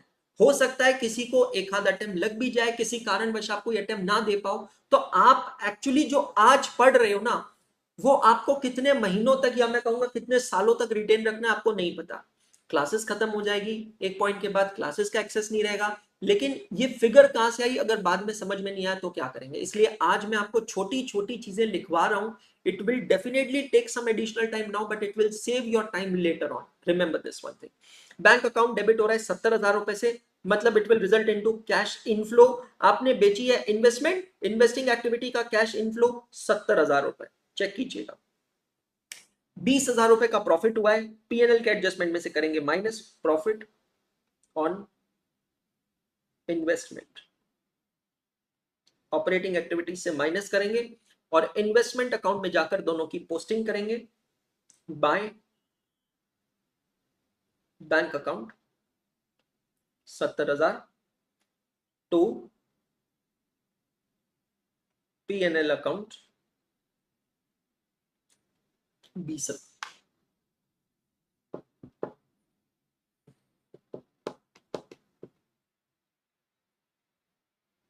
करेक्ट, बहुत बढ़िया. एडजस्टमेंट नंबर 3 पे टिक मार्क. एडजस्टमेंट नंबर 4 कहता है pre acquisition dividend receive 5,000 was adjusted against the cost of investment. अभी ये स्टैंडर्ड हमारा खत्म नहीं हुआ है. मैं प्लानिंग कर रहा हूं कि बीच बीच में मैं कुछ स्टैंडर्ड्स करवाते रहूं आप लोगों से. समझ में आ रहा है? कुछ टॉपिक करें, फिर बीच में कुछ स्टैंडर्ड्स करें, फिर टॉपिक करें, फिर बीच में स्टैंडर्ड्स करें. नहीं तो ना बाद में बहुत बोर्डम हो जाता है. अगर हम सारे टॉपिक्स खत्म करके फिर अकाउंटिंग स्टैंडर्ड्स लेंगे ना, तो काफी बोरिंग हो जाएगा. ऐसा नहीं करेंगे, ठीक है. प्री एक्विजिशन डिविडेंड का मतलब होता है दोस्तों उस पीरियड का डिविडेंड जिस पीरियड में मैं शेयर होल्डर नहीं था. जब मैं शेयर होल्डर नहीं था उस पीरियड की मुझे अगर इनकम मिली है, तो accounting standard 13 accounting for investment कहता है वो मेरी प्री एक्विजिशन इनकम होती है, और वो मुझे एडजस्ट करना होता है against cost of investment. Journal entry आप लोग इसकी लिखेंगे please. Bank account debit 5,000 to investment accounts 5,000. Pre acquisition dividend 5,000 का, adjusted against cost of investment. Normally दोस्तों डिविडेंड जो होता है it is a revenue receipt and it is credited to PNL account. Normally हम पीएनएल अकाउंट में credit करते हैं, लेकिन अगर वो प्री एक्विजिशन डिविडेंड है तो अकाउंटिंग स्टैंडर्ड 13 कहता है कि आप उसको पीएनएल में ना क्रेडिट कर कर आप उसको क्रेडिट करेंगे इन्वेस्टमेंट अकाउंट में। It will reduce the cost of an investment. इस पॉइंट को ध्यान रखिएगा, यही पॉइंट हम टच करेंगे एएस 13 के अंदर। Bank account debit, investing activity से कैश इनफ्लो हो रहा है 5,000 रुपए का, तो इन्वेस्टिंग एक्टिविटी में जाएंगे, 5,000 रुपए का कैश इनफ्लो है क्योंकि डिविडेंड है। अब डिविडेंड प्री हो या पोस्ट हो से कोई फर्क नहीं पड़ता है, कैश इनफ्लो इन्वेस्टिंग का है। लेकिन पीएनएल में इसको एडजस्ट मत करना दोस्त, क्योंकि ये क्रेडिट का हुआ है इन्वेस्टमेंट में। तो come to investing activity, investment account credit side by bank account 5,000 रुपए। इन्वेस्टमेंट अकाउंट क्रेडिट में आएंगे, आप लिखेंगे बाय बैंक अकाउंट 5,000 रुपए। इस एडजस्टमेंट को भी मैं करता हूं tick mark. Interim dividend declared and paid 15% during the current year. Current year में आपने इंटरिम डिविडेंड डिक्लेयर और पे किया है। अब करंट ईयर में आपके पास शेयर कैपिटल कितना है बेटा जी, आप चेक करेंगे तो आपको उसके हिसाब से डिविडेंड का अमाउंट कैलकुलेट करना है। शेयर कैपिटल है हमारे पास 6 लाख रुपए का, 6 लाख रुपीस का शेयर कैपिटल है। सर 6 लाख रुपीस के शेयर कैपिटल पे हमने इंटरिम डिविडेंड पे करना है, कितना है परसेंटेज इंटरिम डिविडेंड का, 15%। तो 6 लाख का 15% होता है 90,000। 90,000 डिविडेंड की जर्नल एंट्री कीजिएगा प्लीज। डिविडेंड की जर्नल एंट्री ये यहां पर मैंने लिख रखी है, इसकी एंट्री कीजिए और जैसे मैंने लिखा वैसे लिखना, क्योंकि यहां पर कुछ एक्सीडेंट पॉइंट है। PNL appropriation account debit 90,000 to dividend payable 90,000, पर ये 90,000 डायरेक्टली नहीं लिखना है, पहले 75,000 लिखेंगे, उसको कट करेंगे 90,000, क्योंकि आपका माइंड आपको कंफ्यूज करेगा। शुड वी पे dividend 15% on opening share capital of 5 lakh और शुड वी पे on closing capital of 6 lakh. उसके ऊपर मैंने एक नोट यहां पर लिखा है that dividend is payable on shares held as on the record date। तो दोस्तों एक सिंगल डेट होती है जिस डेट को रिकॉर्ड डेट कहा जाता है, मतलब उस दिन शेयर होल्डर्स रजिस्टर को क्लोज कर दिया जाता है, उस दिन तक के शेयर होल्डिंग को कंसिडर किया जाता है for the purpose of payment of dividend. उस डेट को कहते हैं रिकॉर्ड डेट। अब समझिएगा, अगर क्वेश्चन में रिकॉर्ड डेट नहीं दी है तो हम ईयर एंडिंग डेट को रिकॉर्ड डेट ले सकते हैं, जो कि है 6 लाख रुपए। 6 लाख का 15% होता है 90,000। तो पहली एंट्री आप पास करेंगे, क्योंकि payment of dividend is appropriation of profit, it will be debited to PNL appropriation account to dividend payable account, और फिर हम जब पे करेंगे dividend payable account debit to bank account credit. चलिए दोनों अकाउंट्स में इसकी पोस्टिंग करते हैं। सबसे पहले पीएनएल एप्रोप्रिएशन अकाउंट को डेबिट करते हैं जाकर to dividend payable account 90,000 to dividend payable account 90,000। Dividend payable account में जाते हैं by PNL appropriation 90,000, by PNL appropriation 90,000। और अब जब हम पेमेंट करेंगे तो एंट्री पास करेंगे dividend payable account debit to bank account. रुकना, पेमेंट कितना होगा अब समझना, पेमेंट सिर्फ 90,000 नहीं होगा, पेमेंट होगा दोस्त यहां पर 1,50,000 रुपए। सर ये कैसे आया बेटा, डिविडेंड पेबल में अगर आप चेक करोगे ऑलरेडी कुछ डिविडेंड देना बाकी था at the beginning of the year 60,000, और एंड ऑफ द ईयर में आपसे कहा है कि डिविडेंड पेबल अकाउंट क्लोज हो गया।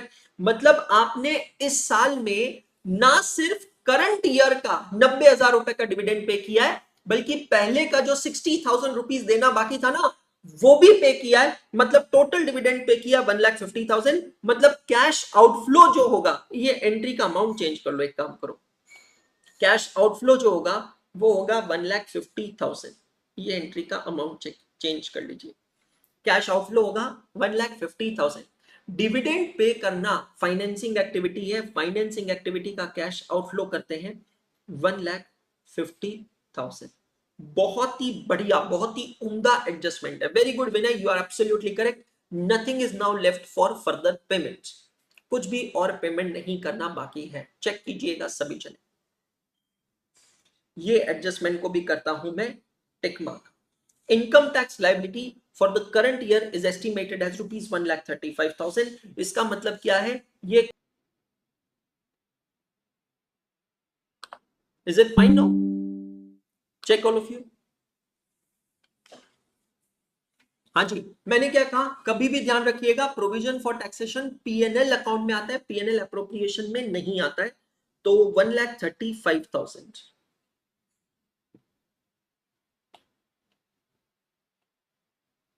अच्छा, ये फिगर का एक और जगह भी यूज हो सकता है, operating activities, provision for taxation 1,35,000, check कीजिएगा, 1,35,000 चेक कीजिएगा।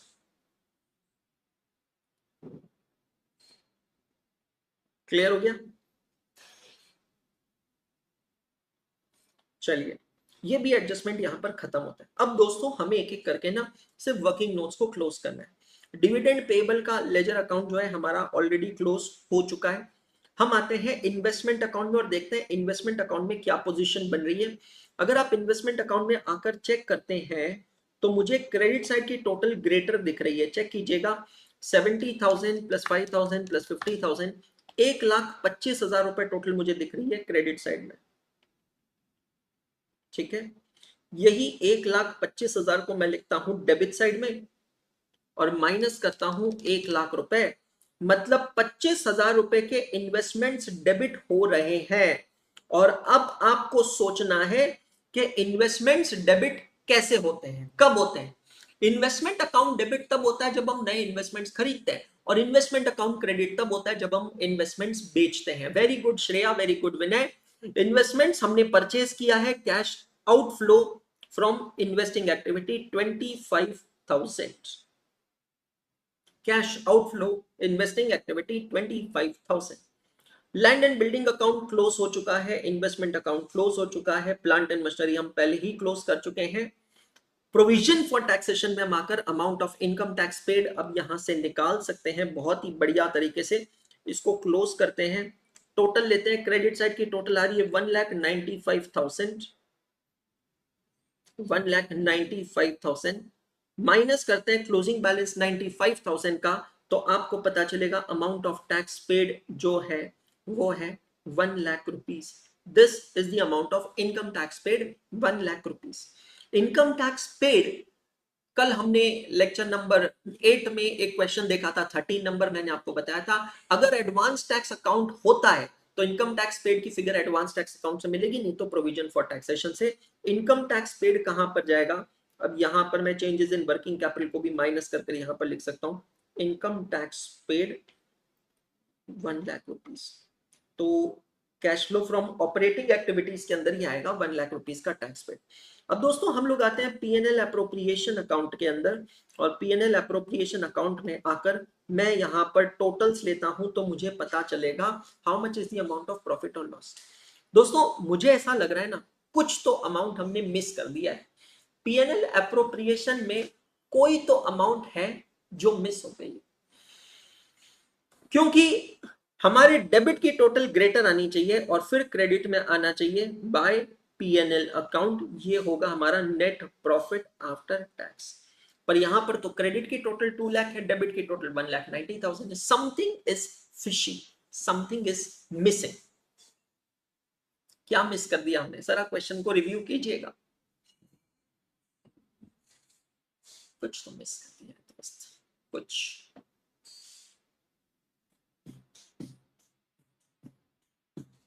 थिंक अबाउट, रिव्यू कीजिए पूरा solution.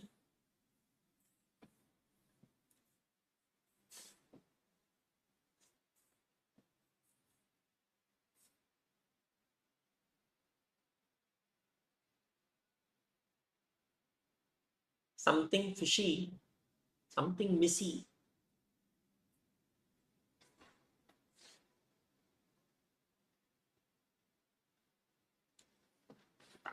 Share capital, reserves and surplus, long-term borrowings, trade payables, other current liabilities, short-term provisions, property, plant and equipment, non-current investment, inventories, trade receivable, cash and cash equivalents, other current assets। हर एक transaction को हमने detail में देखा है, पढ़ा है, समझा है और उसका इफेक्ट हमने दिया है।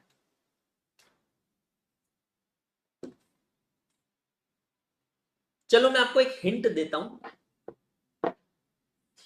दो एडजस्टमेंट्स मिसिंग है इस क्वेश्चन में, दो एडजस्टमेंट्स, या मैं कहूंगा दो गलतियां हैं।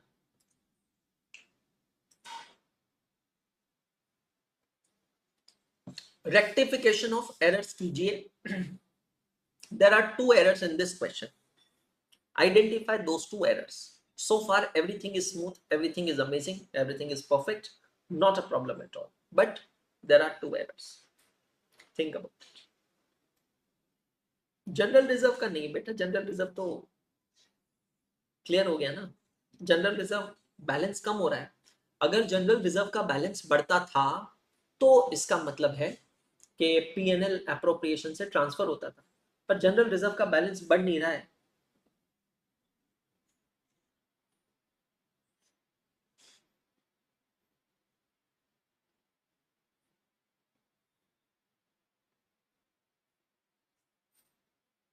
Think about it.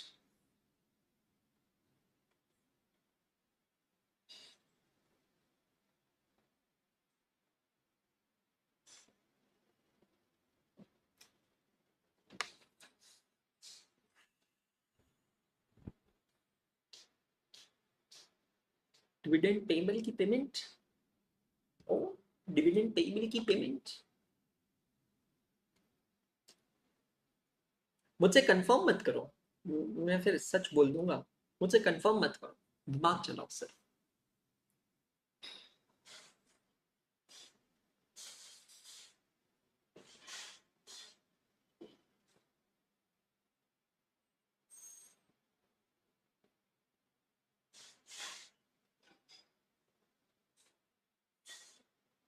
हर एक फिगर के अंदर जो भी डिफरेंस होता है वो जस्टिफाइबल होना चाहिए, करेक्ट? वो जस्टिफिकेशन यहाँ पर है क्या?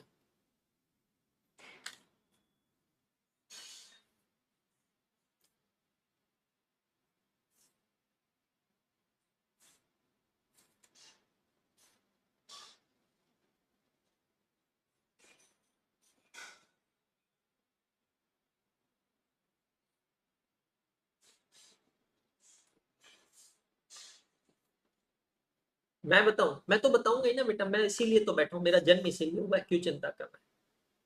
मेरा तो जन्म ही इसी चीज लिए हुआ है, मैं तो बिल्कुल बताऊंगा, बट मजा तो तब है ना जब आप लोग निकालो। मैं तो क्यों नहीं बताऊंगा भाई।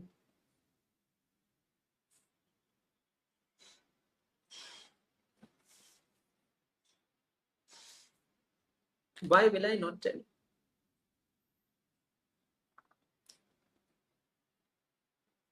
मैं तो सिर्फ इंतजार कर रहा हूँ कि आप में से कोई भी मतलब शायद आइडेंटिफाई कर पाए कि भाई क्या है क्या नहीं है, किस तरीके से चीजें लग रही है नहीं लग रही है। कोई भी अगर थोड़ा भी आइडेंटिफाई कर पाए तो वो नजर का इंतजार कर रहा हूं। हाँ, खुशी अग्रवाल का आंसर बिल्कुल सही है। ये देखिएगा, रेक्टिफिकेशन ऑफ एरर्स। भैया जी, भैया जी, 1 लाख प्लस 70,000, 1,70,000 प्लस 1,50,000, 4,20,000, नहीं 3,20,000 प्लस 1 लाख 4,20,000, इन सब की टोटल 420 से मैच हो रही है।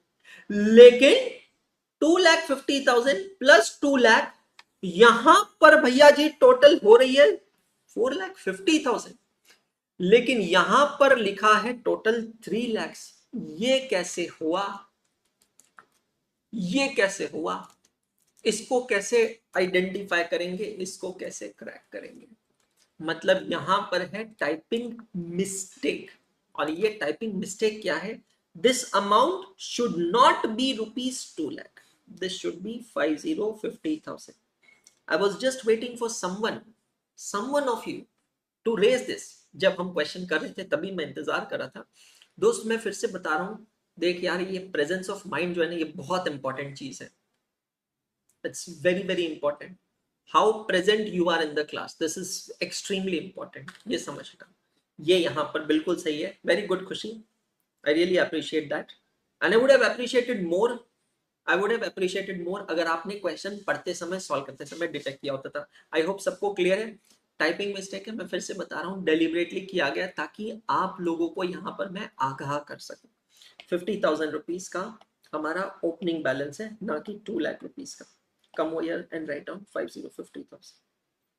अब हम इसको क्लोज करके बैलेंस निकाल सकते हैं। 1,19,000, 1,19,000 minus 50,000, 1,40,000 is your net profit after tax, and now your account gets closed properly.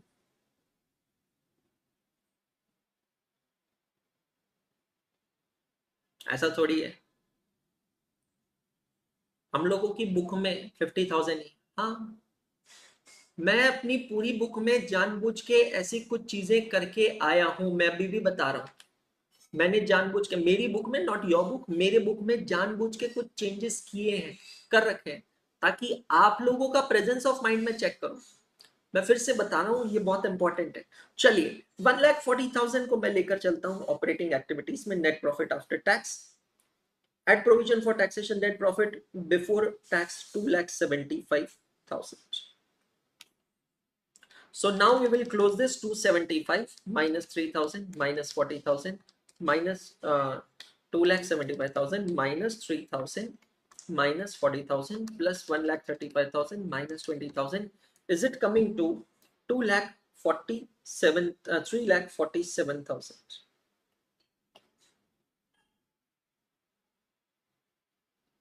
Check कीजिएगा।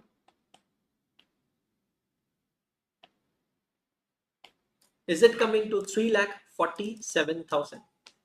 आया सभी का? कोई परेशानी, कोई प्रॉब्लम यहां तक? अब तो ठीक है भाई, करेक्ट। अब 3,47,000 का मेरा कैश फ्लो आया। अब मैं यहां पर क्या करूंगा, 3,47,000 के कैश फ्लो के अंदर अब मैं यहां पर क्या करूंगा, मैं यहां पर चेंजेस इन वर्किंग कैपिटल करने वाला हूं। लैंड एंड बिल्डिंग का प्रॉफिट कितना है? अच्छा 30,000 है।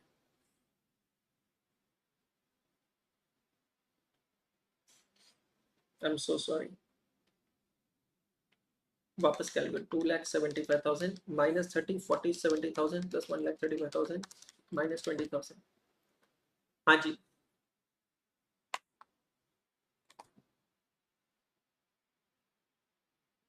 कितना आया?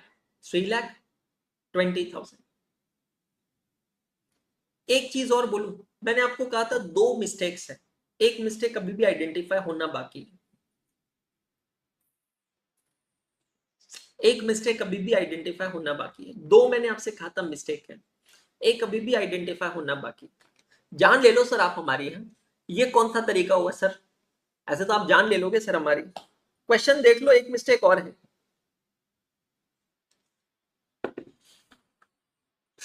सर अब बर्दाश्त नहीं हो रहा सर हमसे।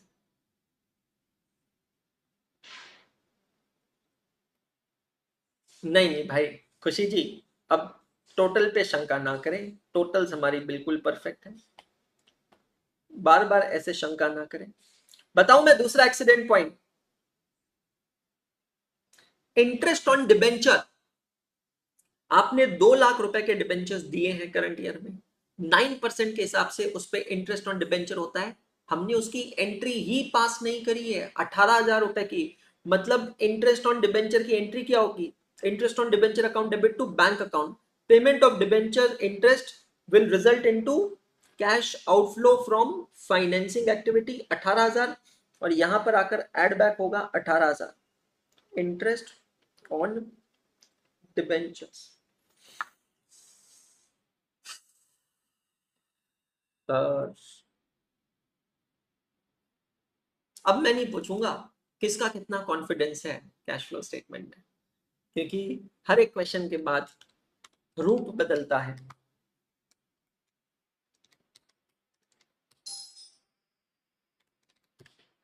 Is it coming 2,88,000 minus 1 lakh? Now that gives you 1,88,000, या 150 plus 90 minus 350 plus 75 minus 25,000 Is it coming as an outflow of 60,000? Fuck.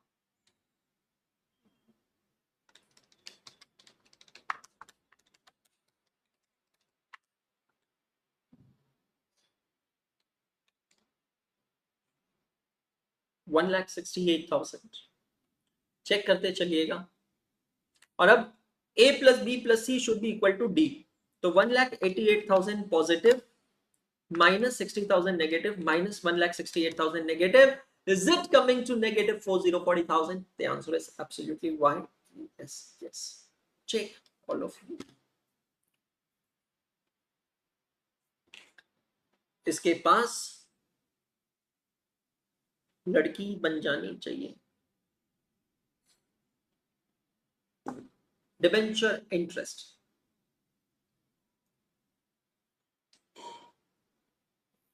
Accident point, दुर्घटना से देर भली बच्चों।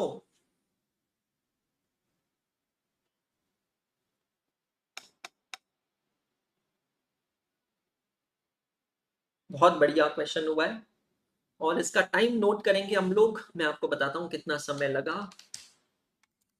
71 मिनट्स हमें लगे हैं कंप्लीटली ये क्वेश्चन को सॉल्व करने।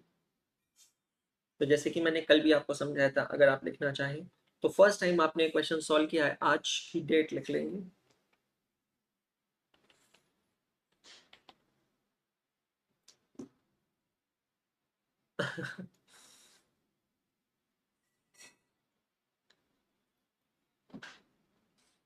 बट नाइस क्वेश्चन,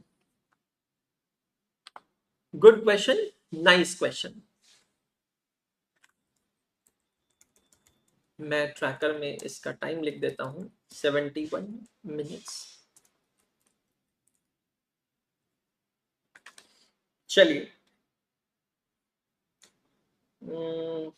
नहीं, आज होगा आपका आज का वन ऑफ द होमवर्क है ये 19 नंबर। अच्छे से सॉल्व करना है, ठीक है। थोड़ा बड़ा क्वेश्चन है जैसा हमने किया है उस तरीके से। और आईसीआई मॉड्यूल का प्रैक्टिकल क्वेश्चन नंबर 1313 है आपके गूगल ड्राइव फोल्डर में, मॉड्यूल मैंने सेव करके रखा है, ठीक है। क्वेश्चन नंबर 22 हो चुका है, सॉरी 21 22 हो चुका है, क्वेश्चन नंबर 20 हो चुका है, 19 आपको आज होमवर्क दिया है, 18 हम अभी नहीं करेंगे, मैं ट्रैकर में डाल देता हूँ। 18 is our class work for tomorrow. थोड़ा बड़ा क्वेश्चन है, आज जैसे किया ना इसी तरह से एक बड़ा क्वेश्चन है। 17 अभी हमारा हो चुका है। 16 नंबर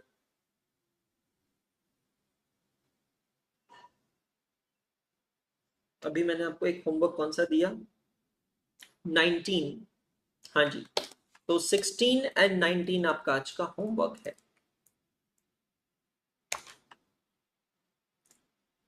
अच्छा खासा समय लगेगा आज आपको होमवर्क करने में, be prepared for it guys. Question number 16, homework of lecture number 9। Again ICAI module का क्वेश्चन है ना सर? हाँ हाँ प्रतीक, जब चैप्टर खत्म हो जाएगा ना तो ये जो भी अनोटेशंस वाला मैं लिख रहा हूँ पूरे सॉल्यूशंस में अपलोड करूंगा, बिल्कुल चिंता मत करिए, ठीक है। 15th बाकी है, 14 हो गया है, 13th हो गया है, 12 हो गया है, 11 नंबर का क्वेश्चन हमारा हुआ है। हाँ जी 11 नंबर का आपका कल का होमवर्क था। 10 नंबर हो चुका है, 9 नंबर हो चुका है, 8 हो चुका है, 7 हो चुका है, 6 हो चुका है, 5 हो चुका है, 4 हो चुका है, 3 हो चुका है, 2 हो चुका है, 1 हो चुका है। खामोश, मतलब बचता क्या है, 15 नंबर 18 नंबर दो ही क्वेश्चंस बचते हैं। तो 15 नंबर और 18 नंबर दो ही क्वेश्चंस हमें करने हैं, बाकी तो फिर क्वेश्चन पूरा खत्म हो जाएगा। तो कल ही कर लेंगे question number 15 and question number 18। Completed topic tomorrow.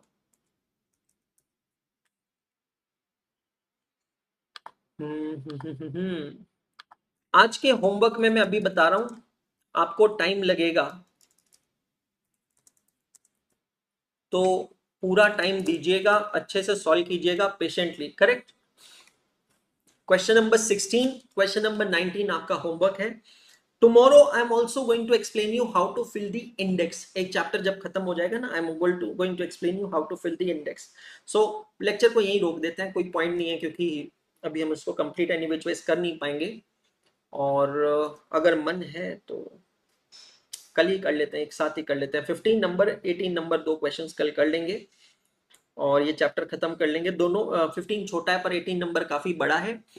रुकते ना रौनक, बिल्कुल चिंता मत करो, टेस्ट भी होगी भाई, क्यों चिंता कर रहा है। मैं आपसे ज्यादा चिंता मुझे है, पहले चैप्टर खत्म हो जाए, है ना।